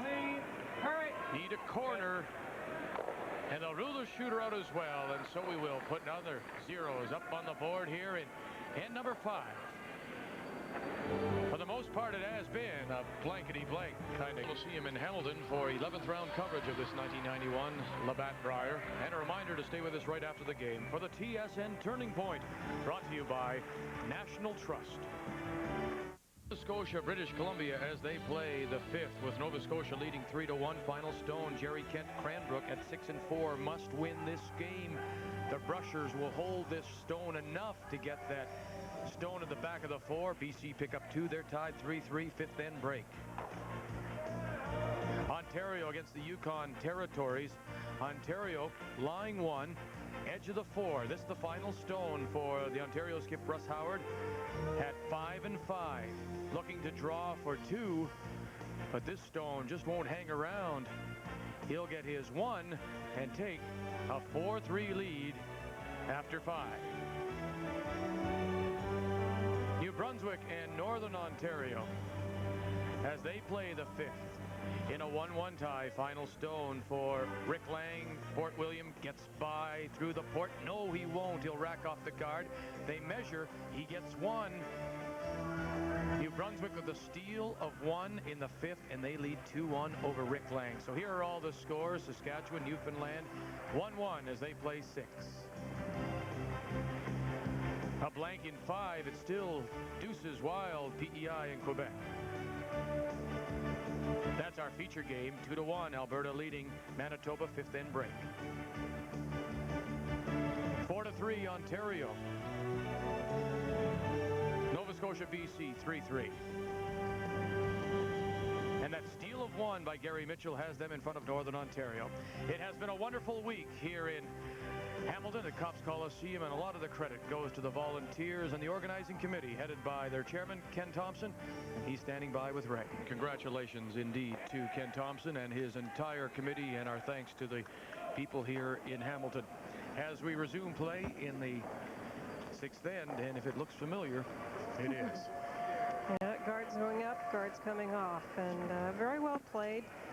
Jeff Stoughton's had a couple of chances to stick around and put some pressure on Alberta. He's rolled out a couple of times. It's the sixth end. He's going to have to get something going now. The Manitoba lead is Gary Vandenberg, the 30-year-old, is the general manager of the Varsity View Community Center in Winnipeg. Here's a good look at the two styles of brushes being used here. The bent handle brush on the right-hand side and the straight handle brush. Different ways of pushing down, but still getting good pressure on the brush head, which is what you're looking for.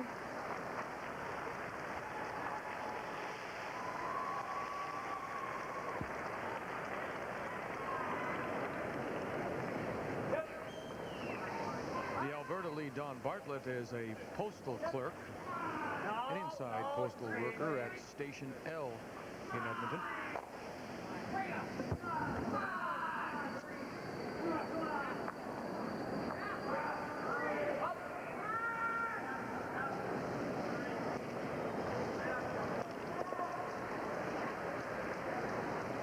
Up and down. Interesting at the back. You can see how selective they are being with the rocks. You want to throw the same rock all the time? You either throw the same ones all the time, or you might have a rock that you feel is a little better for draw weight. So if you're going to throw a draw, you might throw it in this particular situation. If the next one's a takeout, then you go to a different rock. But your skip should always know which one you're throwing. At this level, they will wait to see what the call is and pull out the rock they want.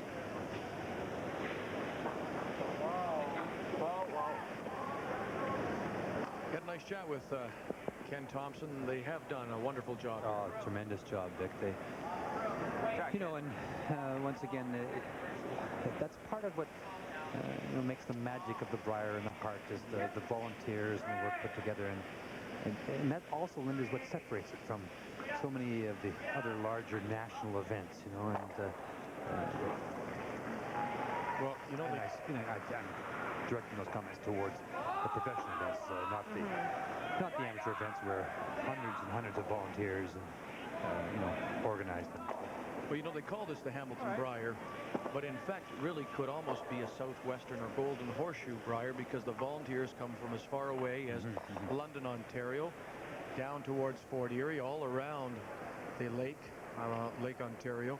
And in fact, there's a volunteer here from Cornwallis, Nova Scotia. That is Rick Johnson. He's a dentist at the Armed Forces Base in Cornwallis. He's a curling, loves it. I was going to say curling, no disrespect, but he just loves the game. He volunteers, and he wanted to say hello to his wife Diana back in Cornwallis, and he's doing fine. Dick, I just heard the close of the fifth end from you, and I didn't hear it's been a blankety blank end. Well, you didn't say that. Come on! Did he, Linda? I'm afraid so. Hurry! Hurry, hurry, hurry, hurry! Come on! There's a chance to get something going. Can they get it by? Right up! Just a tick. yeah, you could hear it just straighten out. Shot, Ken.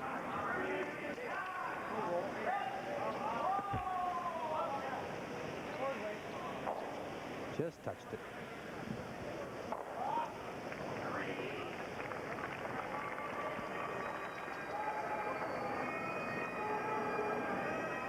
Well, they've certainly, I'm sure, right across Alberta, they've gathered to watch this game and cheer on Kevin Martin. I know for sure in Winnipeg and Wildwood, I know the guys in my club are playing gin rummy in the third floor and keeping an eye on this game.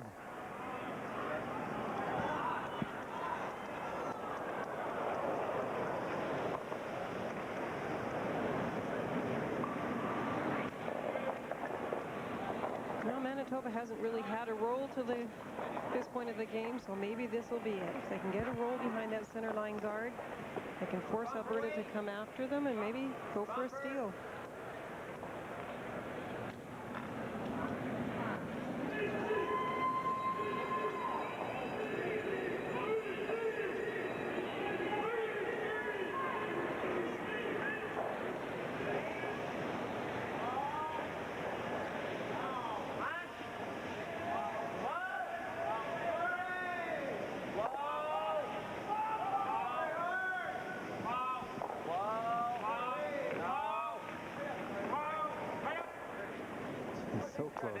So close to that goal. The ice does seem a little bit straighter in those spots. I don't know if it's just this particular sheet, but as soon as they up the weight at all, it seems to run very straight. A little cooler out today too, you know. All those things play a role.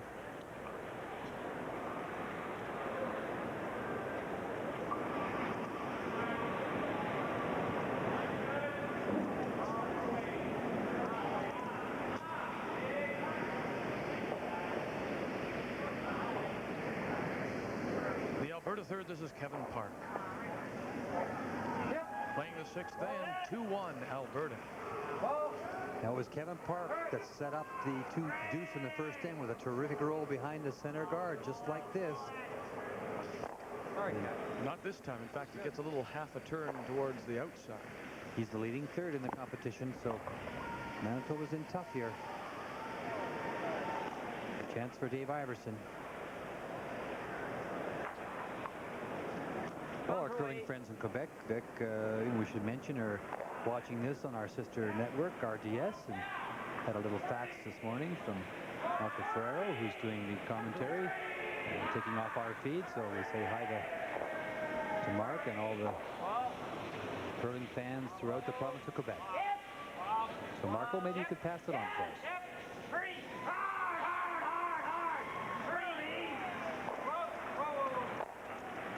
Go too much.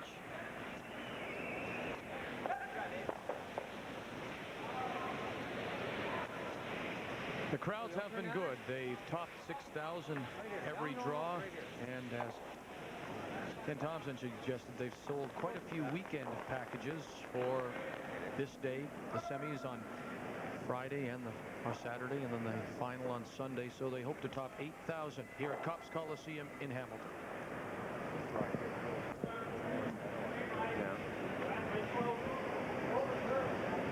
It's a very quiet crowd today in comparison to the previous days. Now, and I think it is because I mentioned when I was downstairs, we were talking back and forth, is that no one really has made a move, Linda. I think all the teams are a little tentative, especially in those first 5 ends. So we'll see what happens as we move, through 6, 7, 8, and 9. And there really, if you look across all the sheets, there really hasn't been a lot of rocks in play. This is the first real solid opportunity, Linda, that Jeff has had to try and get one buried.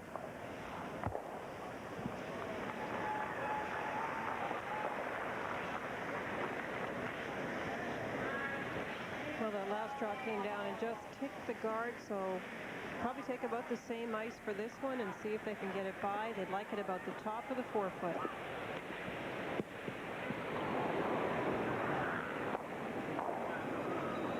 Now, the only reason I'm illustrating this, there's only one opportunity. I haven't had any rocks in play, and I'm getting rusty. So this is what Linda's talking about. We're looking for a stone right in that area there. Well, the only choice is the turn, and I think they've found that this turn will come a little bit more with the draw weight. Has to be the perfect draw weight, though. If it's a little bit heavy and the sweepers can't get on it, it may not come up. And the choice for this south turn, too, Linda, is that we have seen a couple of interns come down there, and they ran straight. A couple of quiet hits ran very straight. There is some movement with this turn, but I think he's on the guard. Looking now for the raise, Linda.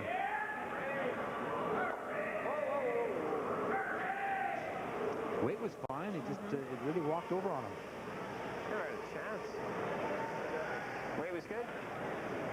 Sure, weight was fine, Jeff.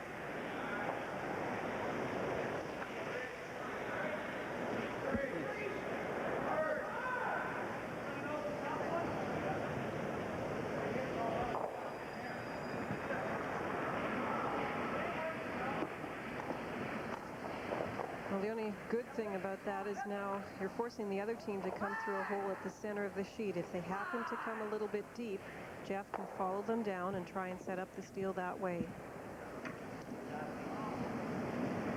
This will be the first stone for the Alberta skip Kevin Martin as we play this sixth end, and Alberta does have last rock leading 2-1.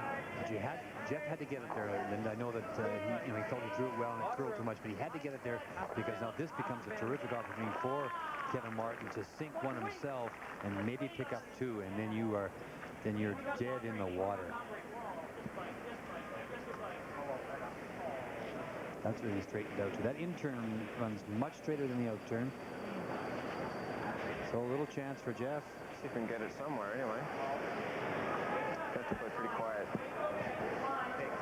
If he can get a little roll, then he can force Kevin Martin to play the draw for one.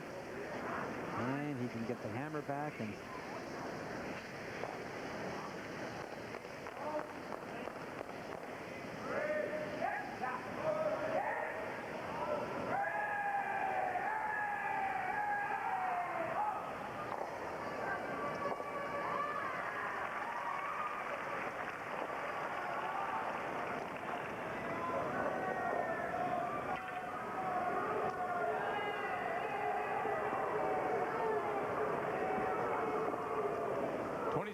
Jeff Stoughton works for Air Canada as a finance agent at their city office in Winnipeg.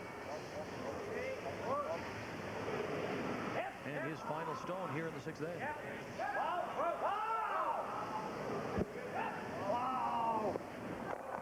Whoa. I thought it was going to dig in.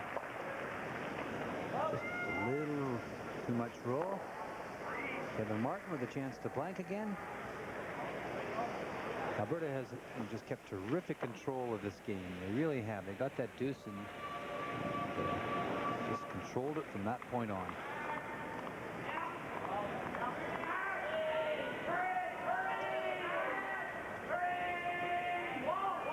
So another opportunity here for Alberta and Kevin Martin, the rink from the Avonare in Edmonton, to blank end at number 6.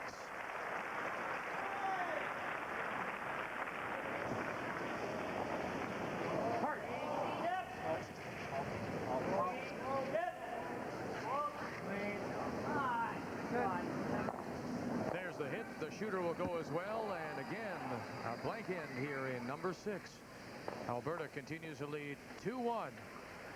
He's had a game plan, and Kevin Martin has stuck right with it. Saskatchewan, Newfoundland in a 1-1 tie as they play the sixth end. This the final stone for the Newfoundland skip, John Boland of Gander. With a record of 4-6, can play spoiler here, and he'll draw for his 2 points, and he'll take a 3-1 lead over the co-leaders, Randy Wojtowicz of Regina, PEI, and Quebec, as they play 6 in a 2-2 tie with Quebec. PEI still has a mathematical chance, but needs some help. The final stone for Robert Campbell, Charlottetown. Will it dig in time? It will, and he'll pick up his 1 to take the lead 3-2 after 6. Ontario and the Territories. Russ Howard, Penetanguishene still has an opportunity at 5-5. Another one of those rinks that needs some help. Chuck Haynes from Whitehorse, his final stone. Will it come far enough? Playing 6. It'll come up short, and it'll be a steal of 1 for Ontario, now leading 5-3. Nova Scotia and British Columbia. Dan Bentley, Halifax at 5-5. British Columbia 6-4. Final stone for the skip from the Halifax Curling Club. Couldn't get to the 4-foot steal of 1, and BC up by 1 as they play 7.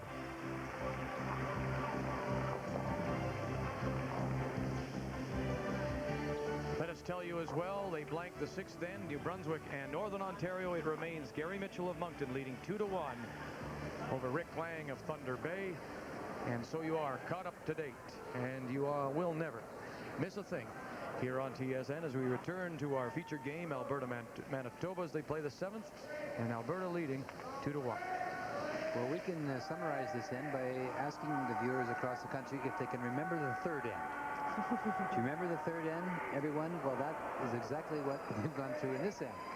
Kevin threw the first one through, and they've just been peeling rocks, actually. It's, Kevin Martin has the last rock after having blanked the sixth. And rocks have been put up on the center line, and they've been peeling. And Jeff's tried to move them around. Jeff Stoughton has tried to move the rocks around a little bit.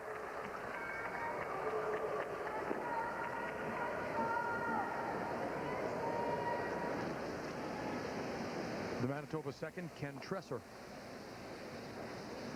It's been one of those games, Ray, where Manitoba's had a couple of chances and they ticked the guard and they got the roll a little bit too far. It's like nothing's really worked for them. You're kind of waiting for the moment when that one roll will work, and they'll put the pressure back in Alberta. And you have to give an unbelievable amount of credit to Alberta, because they just, you know, they haven't made maybe a couple chances Manitoba has had, but not very many. No, they've played superb.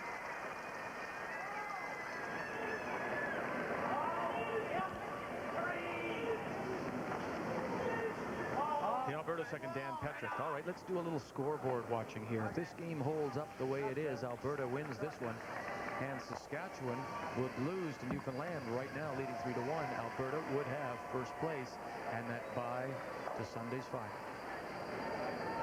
But you also have to look to the scoreboards and see that Northern Ontario is down one. BC is up, but they're in a tight battle. So the three teams with 4 losses could drop down.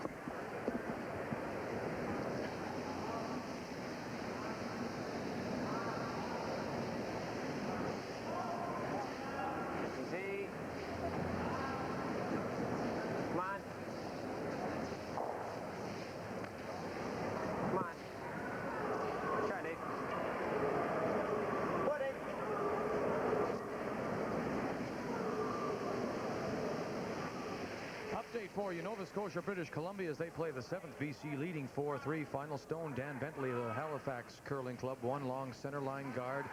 Another BC stone sitting, fighting the back of the 4, and the final stone looking to even it up here at 4 apiece after 7. No problem, says the front end of that Nova Scotia rink, and so they are now tied 4-4 going to 8. Nova Scotia 5-5, BC 6-4. The Alberta third, Kevin Park.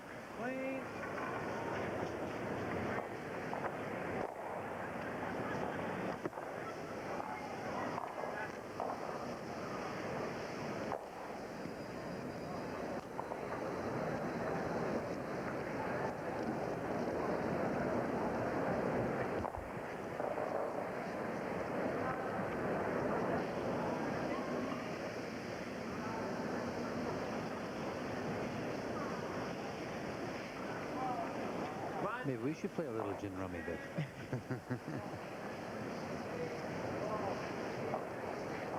Right up.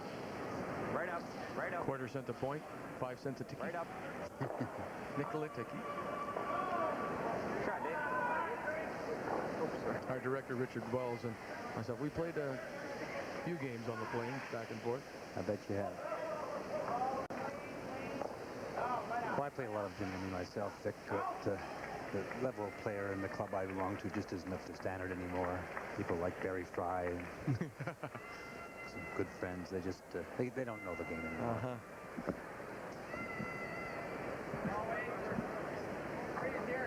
Well, another peel, of course. Yep. Clean. Clean.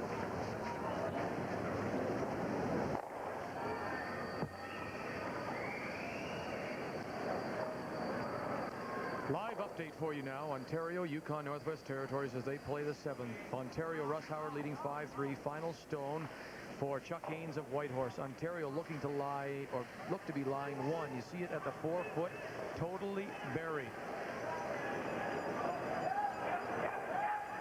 and almost impossible to get through by Haynes as he was trying a double angle raise to get his one, and he doesn't. He'll give up a steal of one, and Ontario now leads 6-3. And Russ Howard at 5-5 must win and then hope that the rest of the pack come back to him.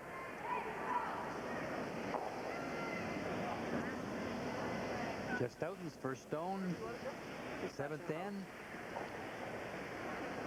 Just a bite. Story of the game, the very first end. Alberta with last rock. A great hit and roll by Kevin Park. Set up a deuce. And that has been it. Turning point could be last rock in that first end. I mean, the turning point is Kevin Park's roll, shot. as far as I'm concerned. Yeah. But the fact that Alberta got last rock, I mean, they have done it well. Yeah, that was the turning point of last night's game with Manitoba. A roll in the, or actually a draw in the first end by Dave Iverson for Manitoba. Right. Set up a big end for them. Went on to win against Ontario.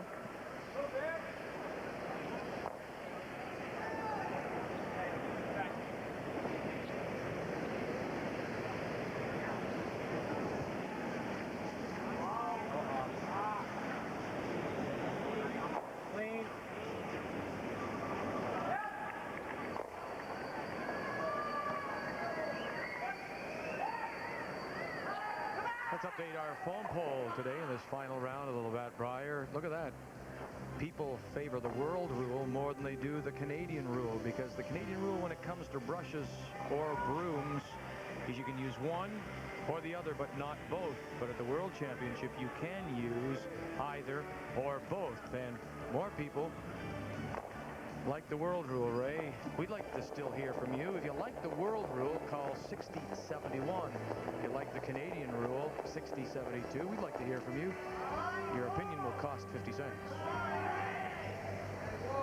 I wonder if there's a thought there of people thinking that the world rule, as you suggest, people using the corn broom is, in a way, maybe trying to help generate offense. Maybe that's what people are voting for there. Do you think so?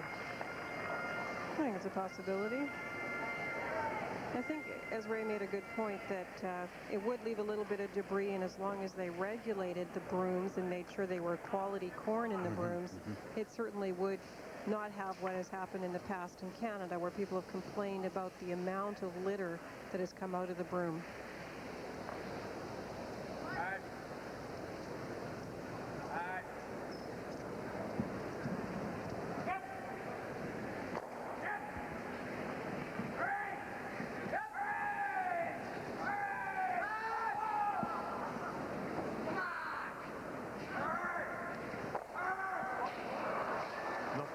Stone of the 7th end. And once again, Alberta looking to blank and maintain control of the hammer. He did it the long way that time. Oh. Ontario got 1 in 5, stole 1 in 6, stole 1 more in 7. Now by 3 over the Yukon Territory. Nova Scotia, British Columbia, 4-4 playing 8, and BC and the rink from Cranbrook do have last rock.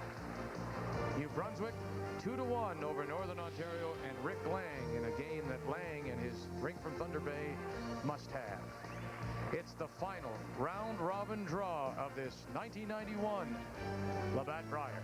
And we're at Cops Coliseum in Hamilton. 8th end of play, Alberta leading Manitoba 2-1. And it continues.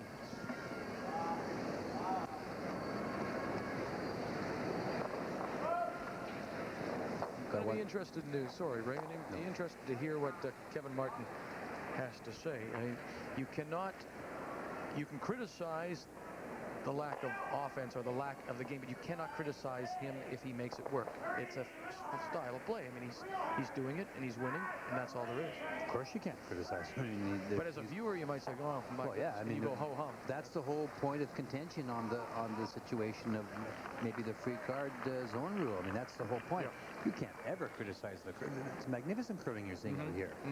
It's a different style. It's you know, the ice is a little bit straighter maybe today than we've seen, so maybe it's a little bit easier today than it was earlier in the week. I don't know how you feel, but that's kind of how I think. But no, criticism, absolutely not. I mean, Alberta has just played magnificent. They got the roll they needed to set up the deuce. They got the deuce, and they just taken, as I mentioned in the first end, they just decided to run along with it, you know.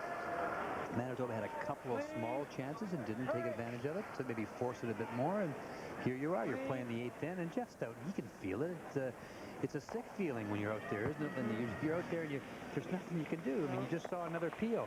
I mean, Jeff knows I'm running out of time. I'm down. You know, I'm down 1. I don't have the hammer, so in theory I'm down 2, because that last rock is worth a point to you normally. I mean, you'd like to dig a little hole in the ice. And it's a little helpless, yep. Yep.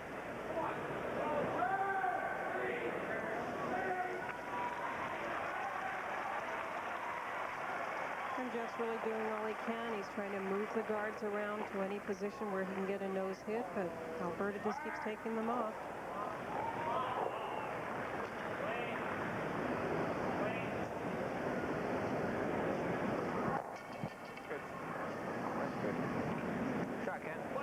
I definitely think the ice is a touch straighter today, though.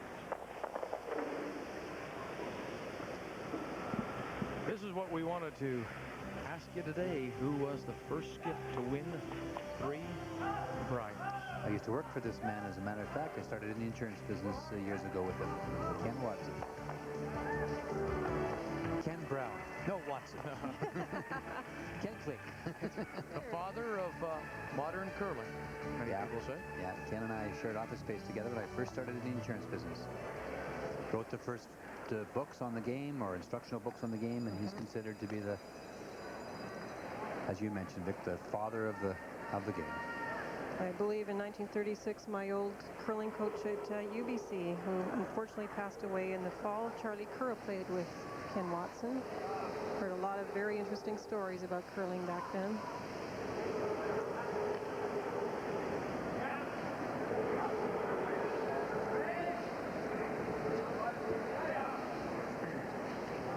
Shot, Dave. Good brush, Gary.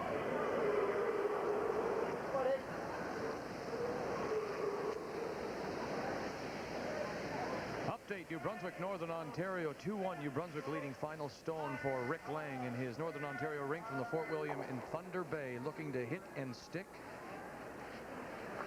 for the 1 point. And there it is at the back of the 8-foot, and it is a 2-2 tie in a game that Lang must have. And if he doesn't, hope that people again come back to him. Yeah, I think actually Rick was trying to roll it out, Dick. For the blank? Yeah.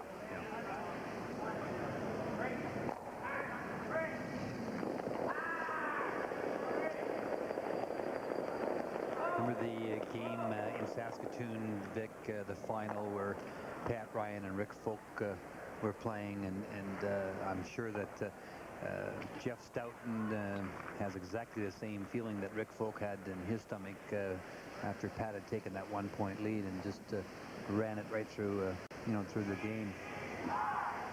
It's very frustrating. Come on.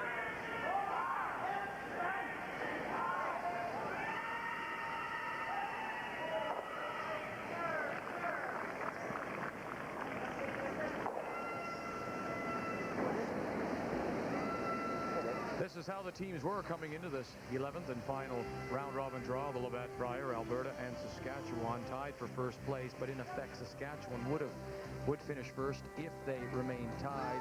British Columbia, Manitoba, Northern Ontario with the 4 losses, the best chance to advance. The teams with 5 losses, Nova Scotia, Ontario, PEI, would have to win and then hope that everyone else would drop back. The Alberta third, Kevin Park. Lots of handles. See the spin on the stone, Vic?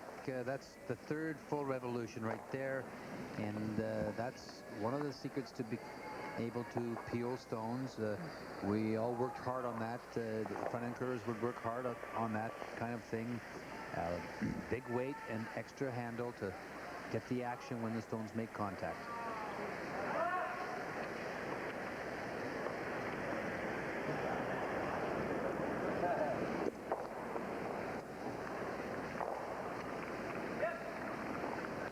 Tight, guys.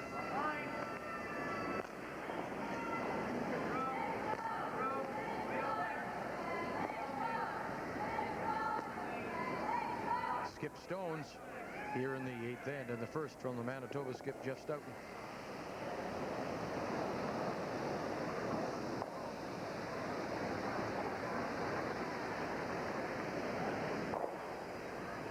Yep. Yep. Hurry. Come on. Come on. Come on, come on, come on. I think that what's Mike's what is my concern about games like this, and maybe it's a selfish concern because we are involved in the broadcasting end of it, is that you know, we have a terrific following across the country. We have, CPC has, and people that do the local cable television that does some of the provincials. You had a good following when you did your provincial, and it is in discussions with our production people and our senior people. Everybody is agreed. In fact, it's a good sport for television. So when you get games like this, you really, you know, you don't get the entertainment level or value that we know the game can produce or create. And so that's all. It has nothing to do with the curlers or anything. They're so skilled, and what they're doing is very skillful. But it really does lend to be, I guess, for sake of another word, boring. Ray, Linda, update for you. Territories and Ontario, the final stone for Chuck Haynes of Whitehorse, with Ontario leading 6-3. Yeah, I think we're going to have to. Makes the hit. Will the shooter hang around on the edge? It will just dig in, so the Territories Yukon pick up 2, trail by 1 after 8. Jeff Stout. Well, this style of game is something you don't see at club play, so you know, there's a lot of discussion about bringing in these new rules. It seems to be mostly a concern at this level because in club play, the expertise of the takeout game is just not there. I mean, I'll admit that too. When we play, we just could not peel like this. So the club curler isn't as concerned about playing the game with new rules, but certainly watching it at this level, it's much more exciting with those rocks in play.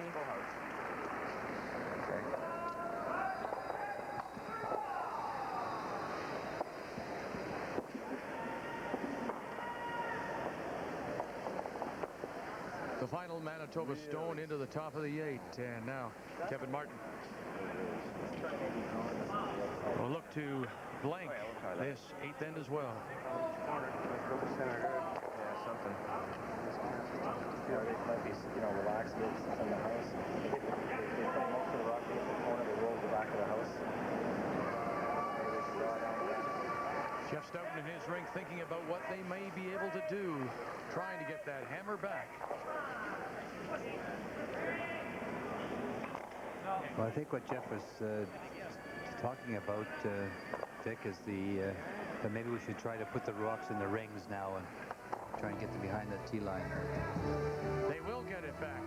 Alberta forced to take 1, now lead by 2. It's winter. Let the games begin. One scores now as we are late in the 11th round of this Labatt Brier. Newfoundland continue to lead by 1 over Saskatchewan. Quebec has come back to tie PEI. Territories, we showed you there, Deuce to trail by 1 against Russ Howard. Nova Scotia, British Columbia, 4-4 going to 9. New Brunswick, Northern Ontario tied at 2 playing 8. And in our game, Alberta taking 1. Now leading 3-1 over Manitoba as we go to the 9th end, and Manitoba and Jeff Stoughton do have last rock back.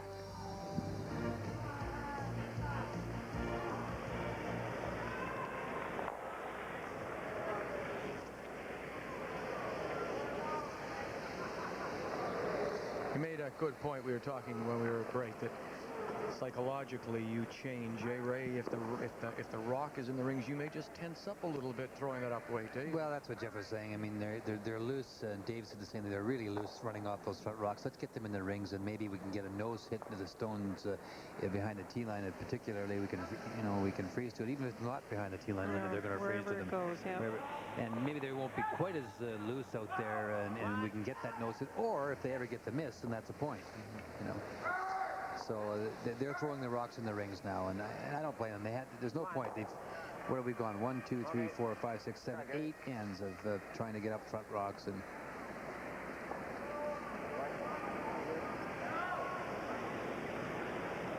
Jim Waite is the head official here at this 1991 Labatt Brier, and he joins us now from his position on the media bench. Jim, thanks very much. We want to ask you about tiebreaker and the procedure. What's going to happen? How will you determine who plays who? Well, Vic, going into this last draw, there was a possibility of 64 different scenarios, which way it could go.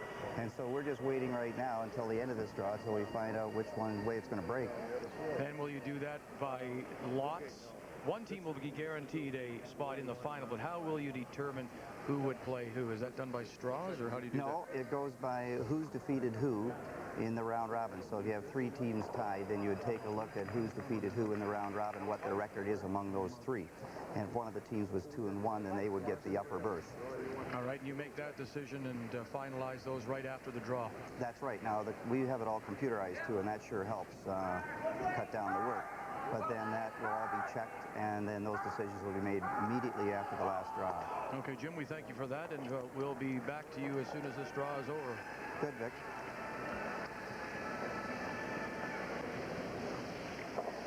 This may be a surprise to everybody, but there's nothing in play. If things did proceed, so there was 6 teams tied for 3rd place, which we've discussed, there would be the need, as far as I can tell, for the 3 tiebreakers. 4 teams would play the first round. Then, in the next round, the winners of those games, plus the next 2 teams would come in and play off. And then there would be a final game at 1 in the morning to determine 3rd place. So that is still the one scenario that would take the most figuring out is who would play who and when each team would play. That's quite a bit past your bedtime, isn't it? Put the ironing on hold.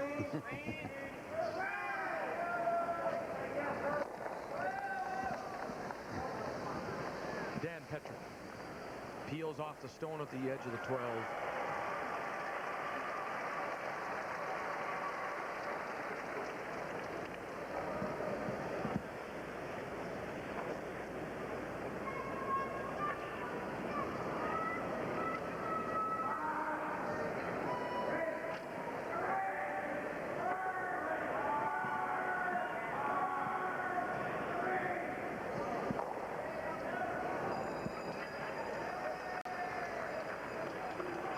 Stoughton putting down the brush for his second. Kenny Tresser playing in number 9, and Alberta leading 3-1 and very much in control as they have been from end number 1. Come on, make sure it's over. Come on.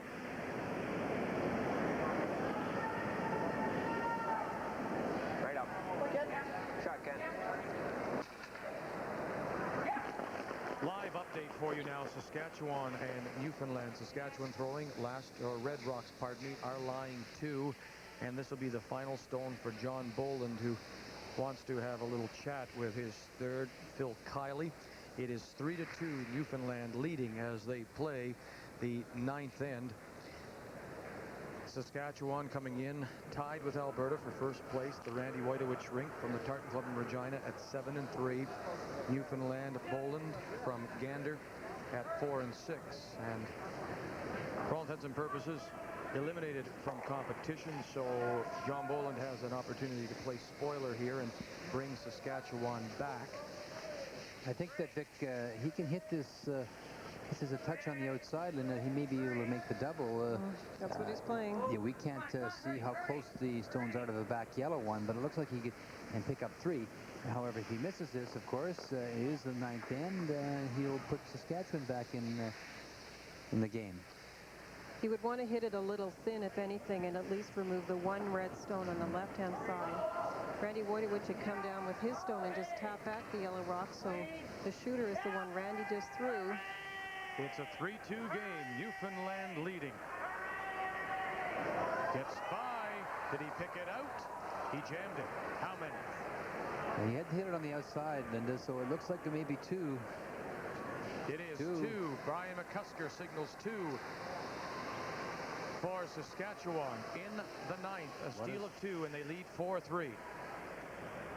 A very important game for Saskatchewan, because we tell you again, if Alberta goes on to win this game and Saskatchewan wins as well, they will be tied And Saskatchewan, by virtue of their win over Alberta in round-robin play, would be given or granted first place and a bye to the final of the Labatt Brier on Sunday.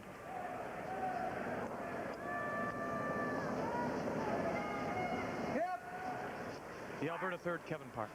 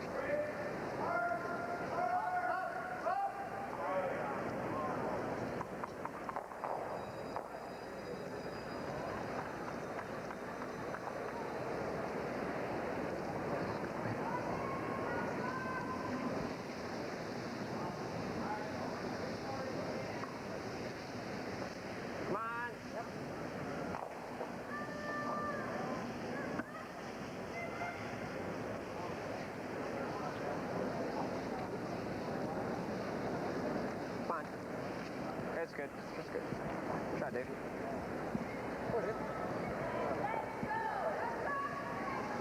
Top of the 12. Skip stones to come now here in the 9th and the 1st from Kevin Martin.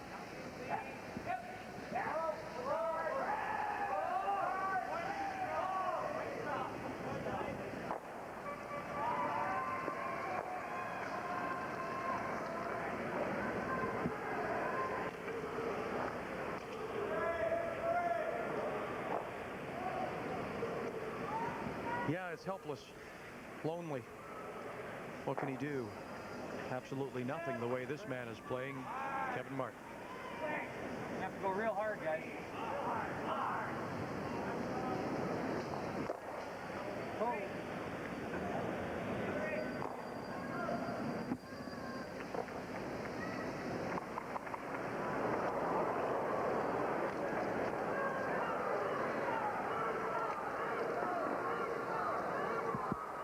Here's one opportunity. They'll try and come around that rock, just treat it like a guard and try and draw to the back of the 12-foot, try and get buried so that Kevin Martin can't play it.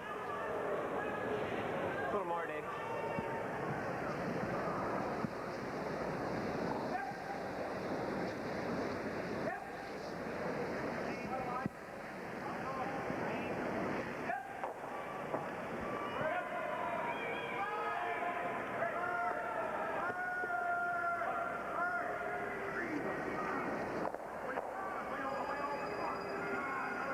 Often do you look at a curling game and point at the first end. Well, that is the difference in this game. With last rock, Alberta getting there too.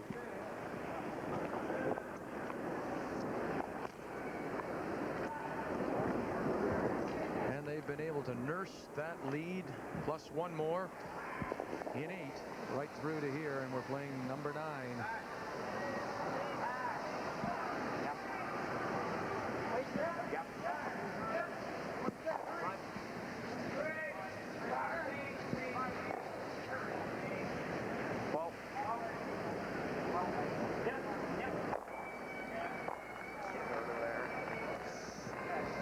He doesn't want this because now he's forced to take a single.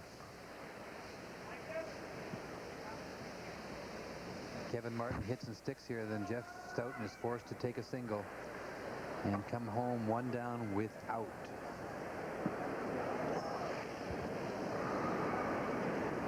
One down with is not too bad, but one down without is...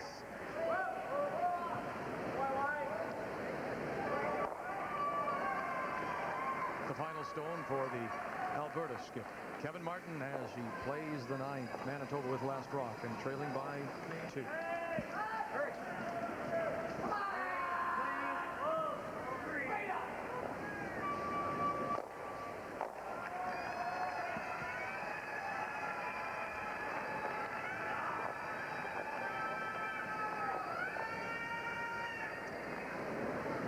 Well, you said it best of all, Vic. It's a really sick feeling. Jeff Stoughton just can't try desperately in this game to get something going, but it's just impossible with the fantastic play of Alberta. They just have played tremendous, an absolutely flawless game, Linda. Yeah, as you said, you can't take it away from them. Defensive style or not, they've played beautifully. They've caught the rocks in the right position to roll out.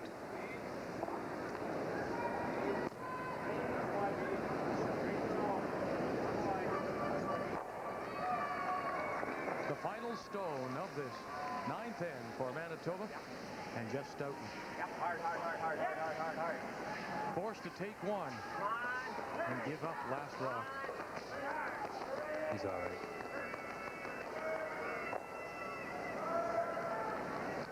And so they'll go to the 10th end. Alberta and Kevin Martin leading and in control with last rock over Jeff Stoughton. Game between PEI and Quebec. PEI, Robert Campbell does have last rock. Nova Scotia, British Columbia 4-4. BC has last rock there. New Brunswick, Northern Ontario playing 9, 2-2 tie. New Brunswick with last rock. And in our game, Alberta with the hammer leading 3-2 over Manitoba. Up and down the sheet they go. Well, Ray and I were having a little talk about the number of blank ends, and I added them up from every sheet. Of course, 6 sheets in play, and we've had, as I count, 17 blank ends in all the games. The only game that hasn't had a blank end is the Ontario Territories game, and that seems to be a little unusual, Ray. I don't remember that many blank ends from the previous rounds. I think the ice just straightened out a little bit today, Linda, so.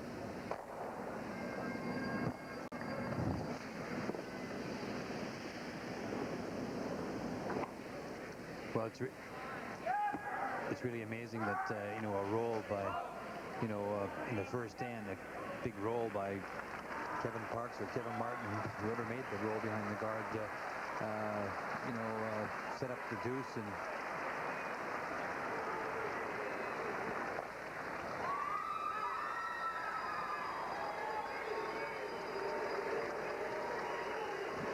Russ Howard is a winner as he runs the Territories Yukon out of rocks 7-5. And right beside them on the next sheet over, British Columbia has one as well, picking up one. So the rink of Jerry Kent of Cranbrook remain alive with a record of 7-4. And now they need a little bit of help.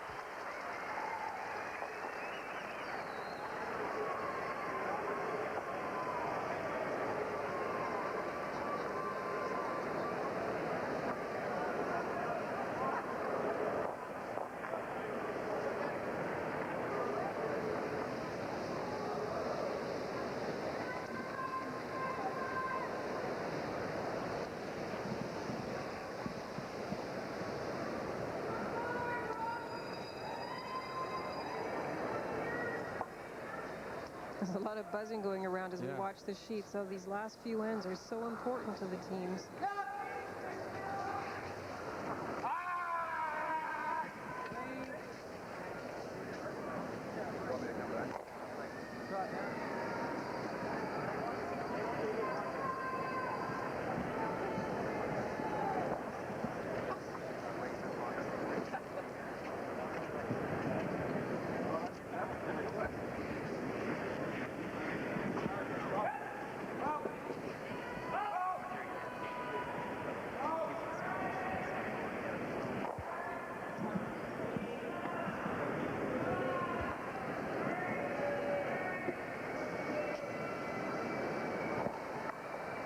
Manitoba second, Ken Tresser.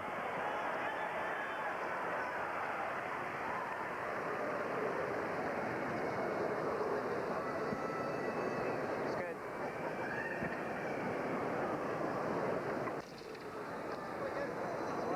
Okay, Ken.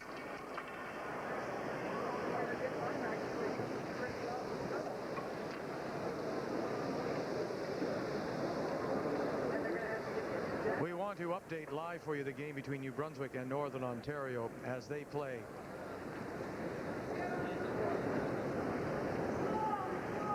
Northern Ontario in a 2-2 tie with New Brunswick, and New Brunswick does have last rock.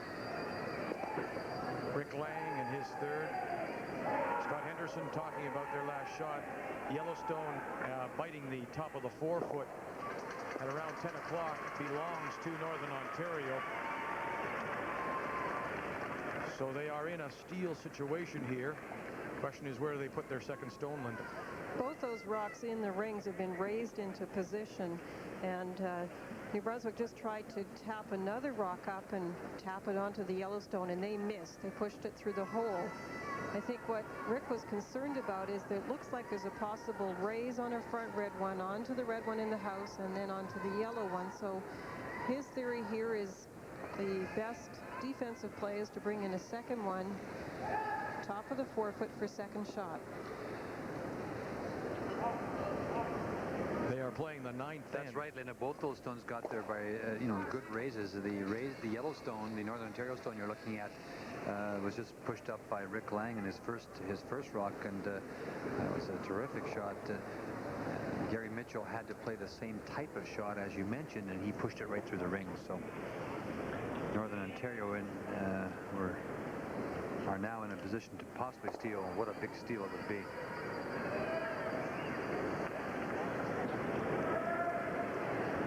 In our featured game, Alberta and Manitoba, they continue to play up and down the sheet. They're throwing third stones.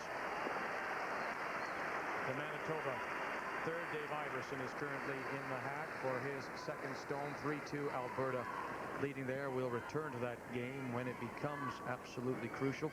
We'll watch this final stone for Rick Lang in Northern Ontario. Looks like Ricky's going around with the other turn, Linden, trying to get it to the top of the forefoot on the other side to lie two.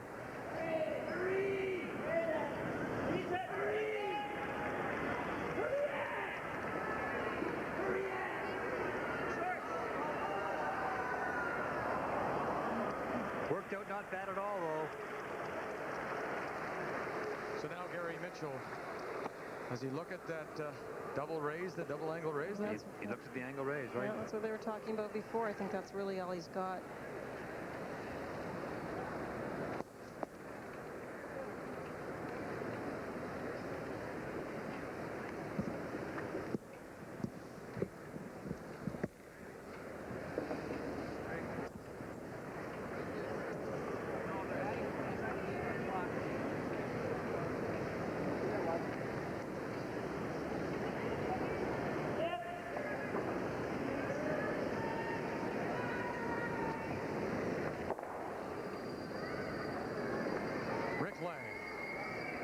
With a record of 6-4, Northern Ontario needing the win, of course, to keep himself in contention for a tiebreaker spot. Linda, wouldn't this be ironical? Because at the beginning of the week, Gary Mitchell just couldn't make any of these big shots, and he's back skipping this game. He went about 3 or 4 games not skipping. Now here he's in a position that to make a very, very big double angle raise, and which could really put a nail in the coffin of the Northern Ontario team. Final stone, ninth hand. Oh! He came off one of the Northern Ontario stones and made the shot.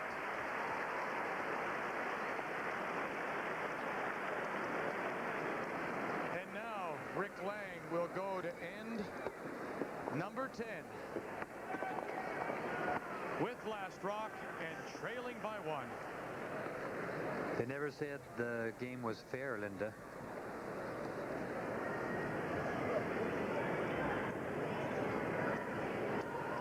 As we return to our game between Alberta and Manitoba.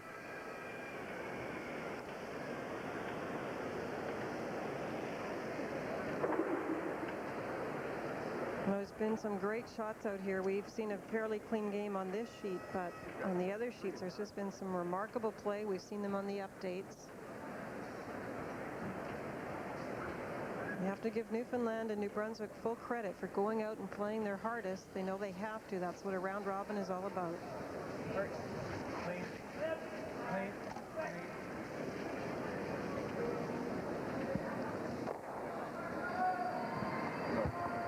And now with Jeff Stoughton's final stone here in 10. Where does he go?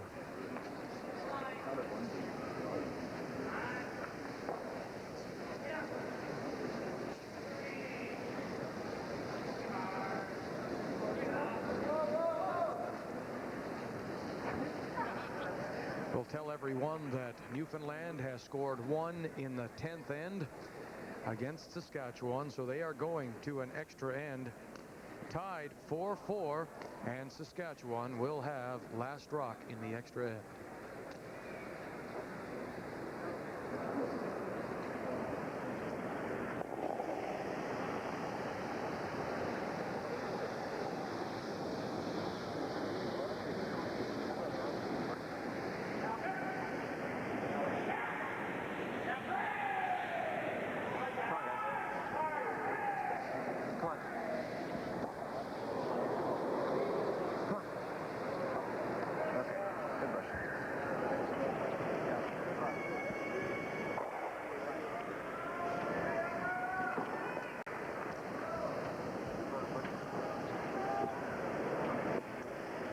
Stone for Alberta, and Kevin Martin doesn't even have to stick around here. He leads by 1.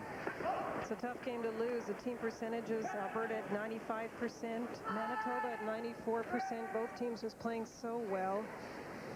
And this will knock Manitoba out of it.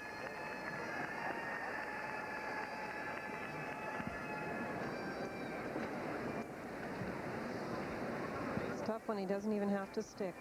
Kevin just has to remove this rock. Clean it all the way, guys. A tremendous performance by this Alberta team. And there it is. Alberta nursing that 2 points they scored in the opening end, adding 1 in 8 to win it 3-2 over Manitoba to improve their record to 8-3. Manitoba will finish at 6-5. And now, of course, Alberta will do some scoreboard watching to see if Saskatchewan and Randy Wojtowicz can win in the extra end against Newfoundland. Another rink doing scoreboard watching will be British Columbia, and their skip Jerry Kent to come up with a very big win, 5-4 over Nova Scotia. And Jerry Kent is with Ray. Jerry, first of all, congratulations on a terrific victory, and you must feel elated. Yes. If Ricky Lang wins his game, you'll be involved in a tiebreaker, but if not, you'll be in those semis. That's right. I feel that we're very fortunate to win that game after getting 2 down because, you know, the ice was quite conducive to a hitting game and a peeling game. So, fortunately, we took advantage of a break in the following end after they got 2 and got our 2 back. That was my next question, actually, Jerry. It looked to us up in the broadcast booth that the ice was a little bit straighter today than it's been all week because, you know, when you look across the sheets, there really isn't a lot of points being scored. That's right, and I think the teams are playing better as well. They're getting more of a feel of the ice, and so there's fewer misses. That, you know, that's kind of a whole new discussion. I'm a strong believer too. It is not just the ice, because we've had the ice working here all week. It is that the level of player, the skill involved in the player himself is so much better now. They can run for a lot of ends and throw those peels. That's right. I was mentioning to you earlier that I was watching an Alberta game earlier in the week, and I think they made about 25 peels in a row in that game. Yeah, and that unfortunately from a spectator point of view, that makes for kind of an uninteresting game. But it doesn't matter. It's a win for you and a win for Kevin Martin just a moment ago. So this sets up the semifinals, and you know, it's depending on what happens here with Rick Lang, I know you feel great about the whole situation. Yeah, it's our first Brier, and you know, we've had tremendous support from back home in the East Kootenays, and we're really happy that we've done well for them. Good. Congratulations, Jerry. I have with me Kevin Martin. Kevin, congratulations also to you. A terrific victory. You made a terrific hit and roll in that first end, and you just made that point stand up. Yeah, we got a little fortunate. Got the good roll, and he made a great shot on his second one. Luckily, we got it out of there, got our 2 points, and the boys played almost perfect, I think. I think just about 100, I think. Yeah. And it's tough to lose at that percentage, but so it goes sometimes. That's for sure. We're going to take a look at this shot, Kevin. This is the first end. This is your hit and roll. I think it's your first stone. And yeah, it was looking really good. About halfway down, we're very close, but it might float back at the end a little bit, eh? And it does roll just a hair further than what we had hoped, but it was such a straight spot with that intern that Jeff, he decided not to go after it, and he threw a perfect freeze to the side of our stone. He was shot, but luckily we got by and got him out of there. We gave actually through the whole game, we were giving the credit to that roll to Kevin Park. Oh, that's fine. No problem. Yeah, you were able to run. That's right. The 2 was that was the key there, and you were able to run those points through, right through to the 10th end. The ice, in talking to Jerry Kent, Kevin, he felt the ice was a little bit straighter today. Oh, much. In the second end, we kind of went after him a little bit more, and center guard was up, and it just wouldn't bury with either turn. Jeff tried with the out turn, wouldn't bury. I tried with the in turn, wouldn't bury. So that's pretty tough. For now, hopefully they'll get it to bend a little bit more tomorrow so we can get after it a little bit more. But when it's running straight, that's what you have to play because you can't bury anyways. So have at her. Kevin, thank you very much for joining me. Kevin Martin, he's in those semifinals, so look out. It depends on what happens in this Saskatchewan game now. That's right, Ray. Thank you very much. Congratulations to Kevin Martin, his Alberta rink, and to Jerry Kent and his BC foursome as well. Guaranteed at least a spot in the semifinal as we pay and move our attention now to the game between New Brunswick and Northern Ontario as they play the 10th. And that's the game that Jerry Kent and his rink will pay very close attention to. Look at this. This is the stone of the New Brunswick third, Grant Odeshaw, playing 10, leading 3-2 New Brunswick over Northern Ontario. And Rick Lang does have last rock, and he comes through to Port, and now New Brunswick without last rock, lying 2 and leading by 1. I don't think he wanted to come in that far because looks like Northern Ontario can get a little bit of a hit and flop, and there's a lot of rocks in play. What's happened is Northern Ontario got a corner guard into a position that New Brunswick thought they couldn't move it off, so they've been guarding their shot rock. It means a lot of rocks in play, and anything can happen. Northern Ontario would like to hit the front red rock and roll a little bit behind the corner guard. There's the roll you're talking about. And in behind, 2 stones, top of the 8th.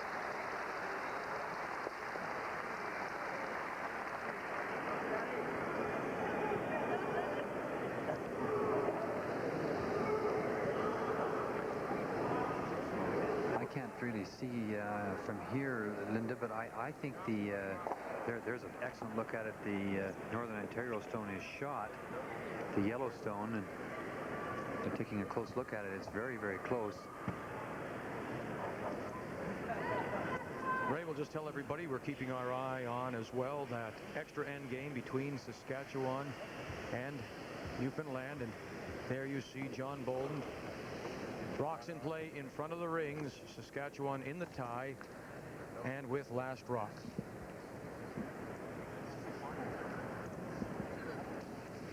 I think I'd have a second look at this. I was going to say, Ray, they were looking like they were going to peel off the guard, but that was a very dangerous angle they were looking at.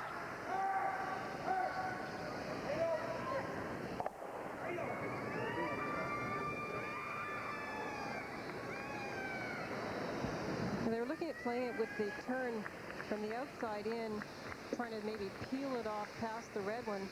I agree now that if they're going to go after that guard, maybe just try and run it back and roll more over in front of your own rock.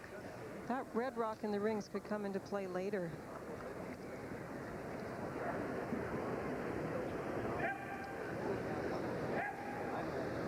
New Brunswick leading 3-2 as they play the 10th. Northern Ontario in a must-win situation. Down by 1 with last rock. And this is Grant Odeshaw, the 26-year-old New Brunswick third.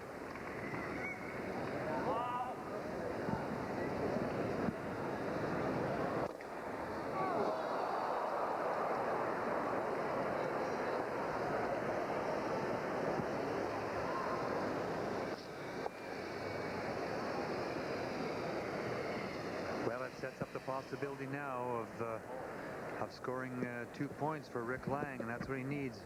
Boy, he almost drove it over onto his own stone, but he missed the double by a fair amount. Now Rick's going to play the hit on the stone, the sitting second shot rock, the New Brunswick stone, and try and roll in behind the corners to lie 2 and set up the potential win. Very big shot by Scott Henderson here.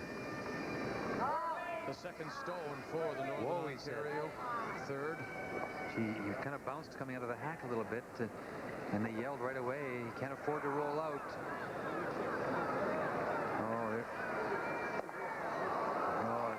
Just couldn't afford to do that. He had to catch more of it.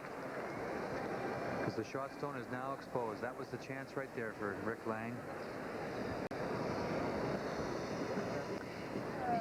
Scott just didn't throw that stone as well as he normally does.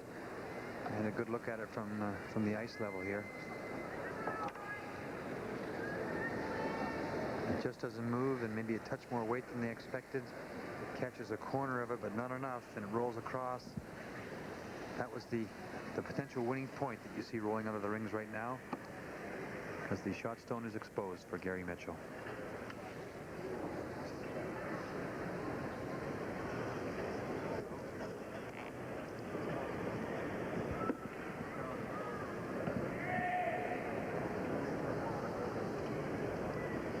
He's had a tough week.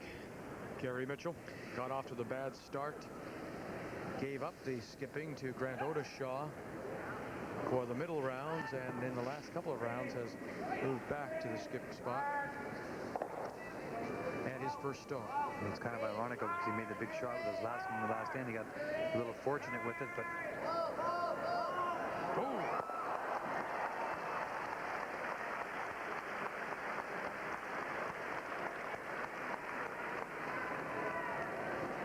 No mistake there. It's quite an interesting situation, Linda, because there's an unbelievable amount of pressure on the Northern Ontario team, and really no pressure on New Brunswick being in the situation they're in. Tell everybody that in the game between Saskatchewan and Newfoundland, Randy Whitowich with his first stone has put it into the top of the 8 with last rock in a 4-4 tie. Rick Lang. Well, he's got to bury this one. He's got to get this sunk. It's starting to move a bit now. I think it's a question of weight. Looks like it has lots of weight.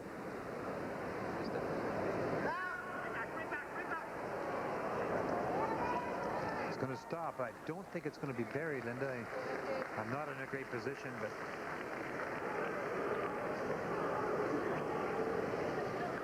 BC skip Jerry Kent of Cranbrook very interested in how this game finishes, because if Rick Lang does not win it, he is automatically in to the semifinal. You take that stone, Vic, and you move it up to the top of the 8-foot and throw it so that brushers have to work it, Linda. It's going to be absolutely buried and set up the potential win. But Rick kind of overthrew it a little bit. You heard him yell immediately upon letting it go or releasing it, and they never laid a brush on it all the way down and got to that position. So obviously there's some curl on the ice there. But had you thrown that with brushing weight, you could have got it buried. Final stone of the end for New Brunswick and Gary Mitchell. Oh,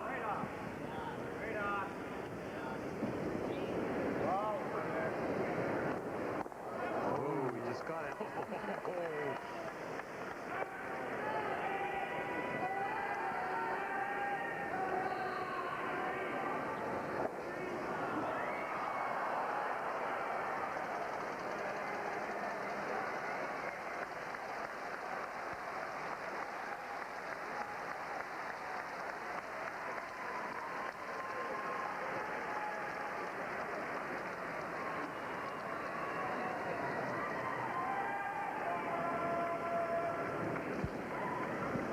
His final stone. He needs full 8-foot for the tie and to force the game to an extra end.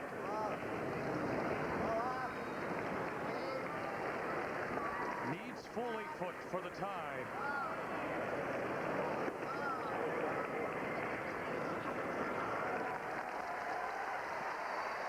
Four-foot weight, and they're going to go to an extra end.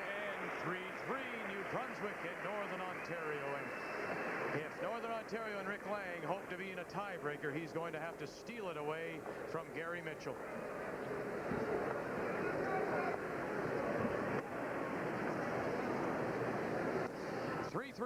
We'll go to the extra end, and New Brunswick will have last rock. Now update Saskatchewan against Newfoundland. This is the final stone for John Boland. Randy Whitowich with his first stone. Sucked one behind a guard. Oh,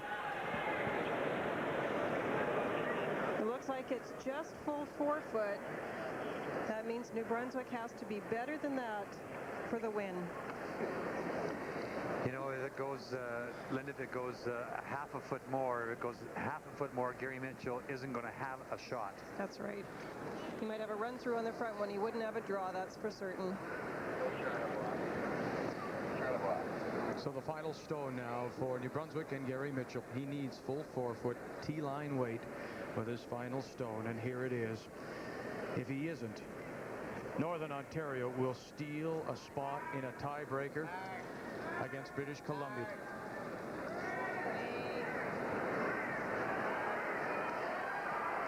They got to get it to the 4 foot. Are they going to get it there? Are they going to get it by the guard? No, they won't. No, sir. We have a tiebreaker, Vic.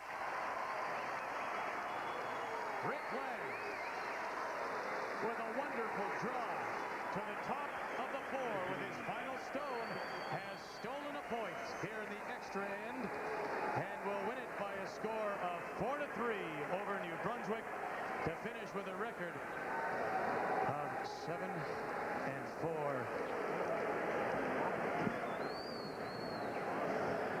Smiles all around for the Northern Ontario rink.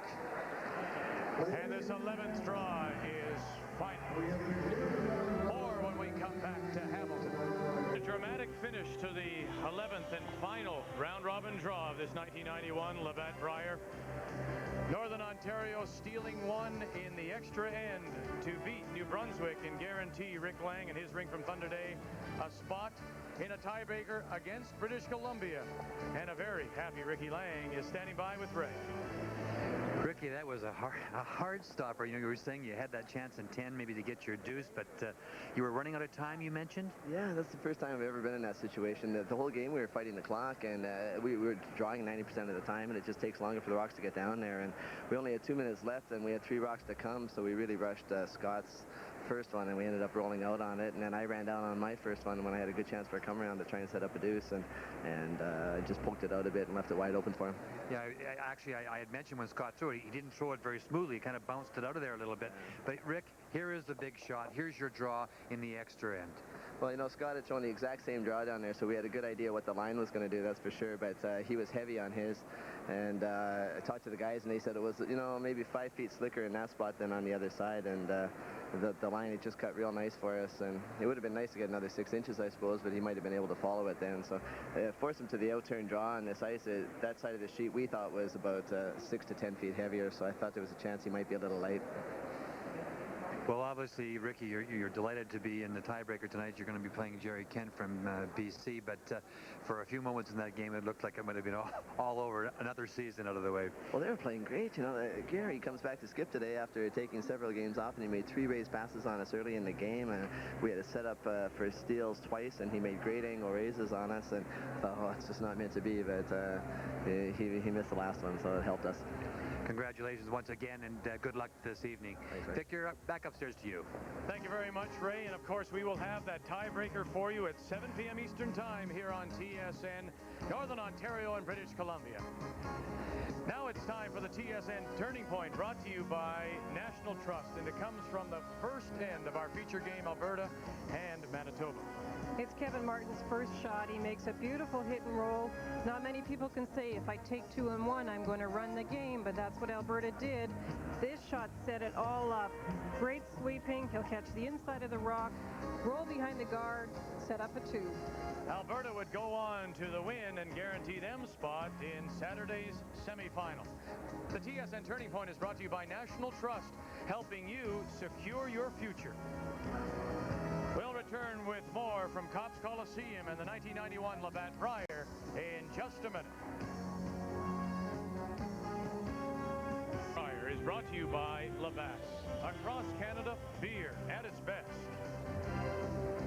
Here now all the final scores in this 11th round of the 1991 Labatt Brier. Saskatchewan in the extra end beats Newfoundland 5-4.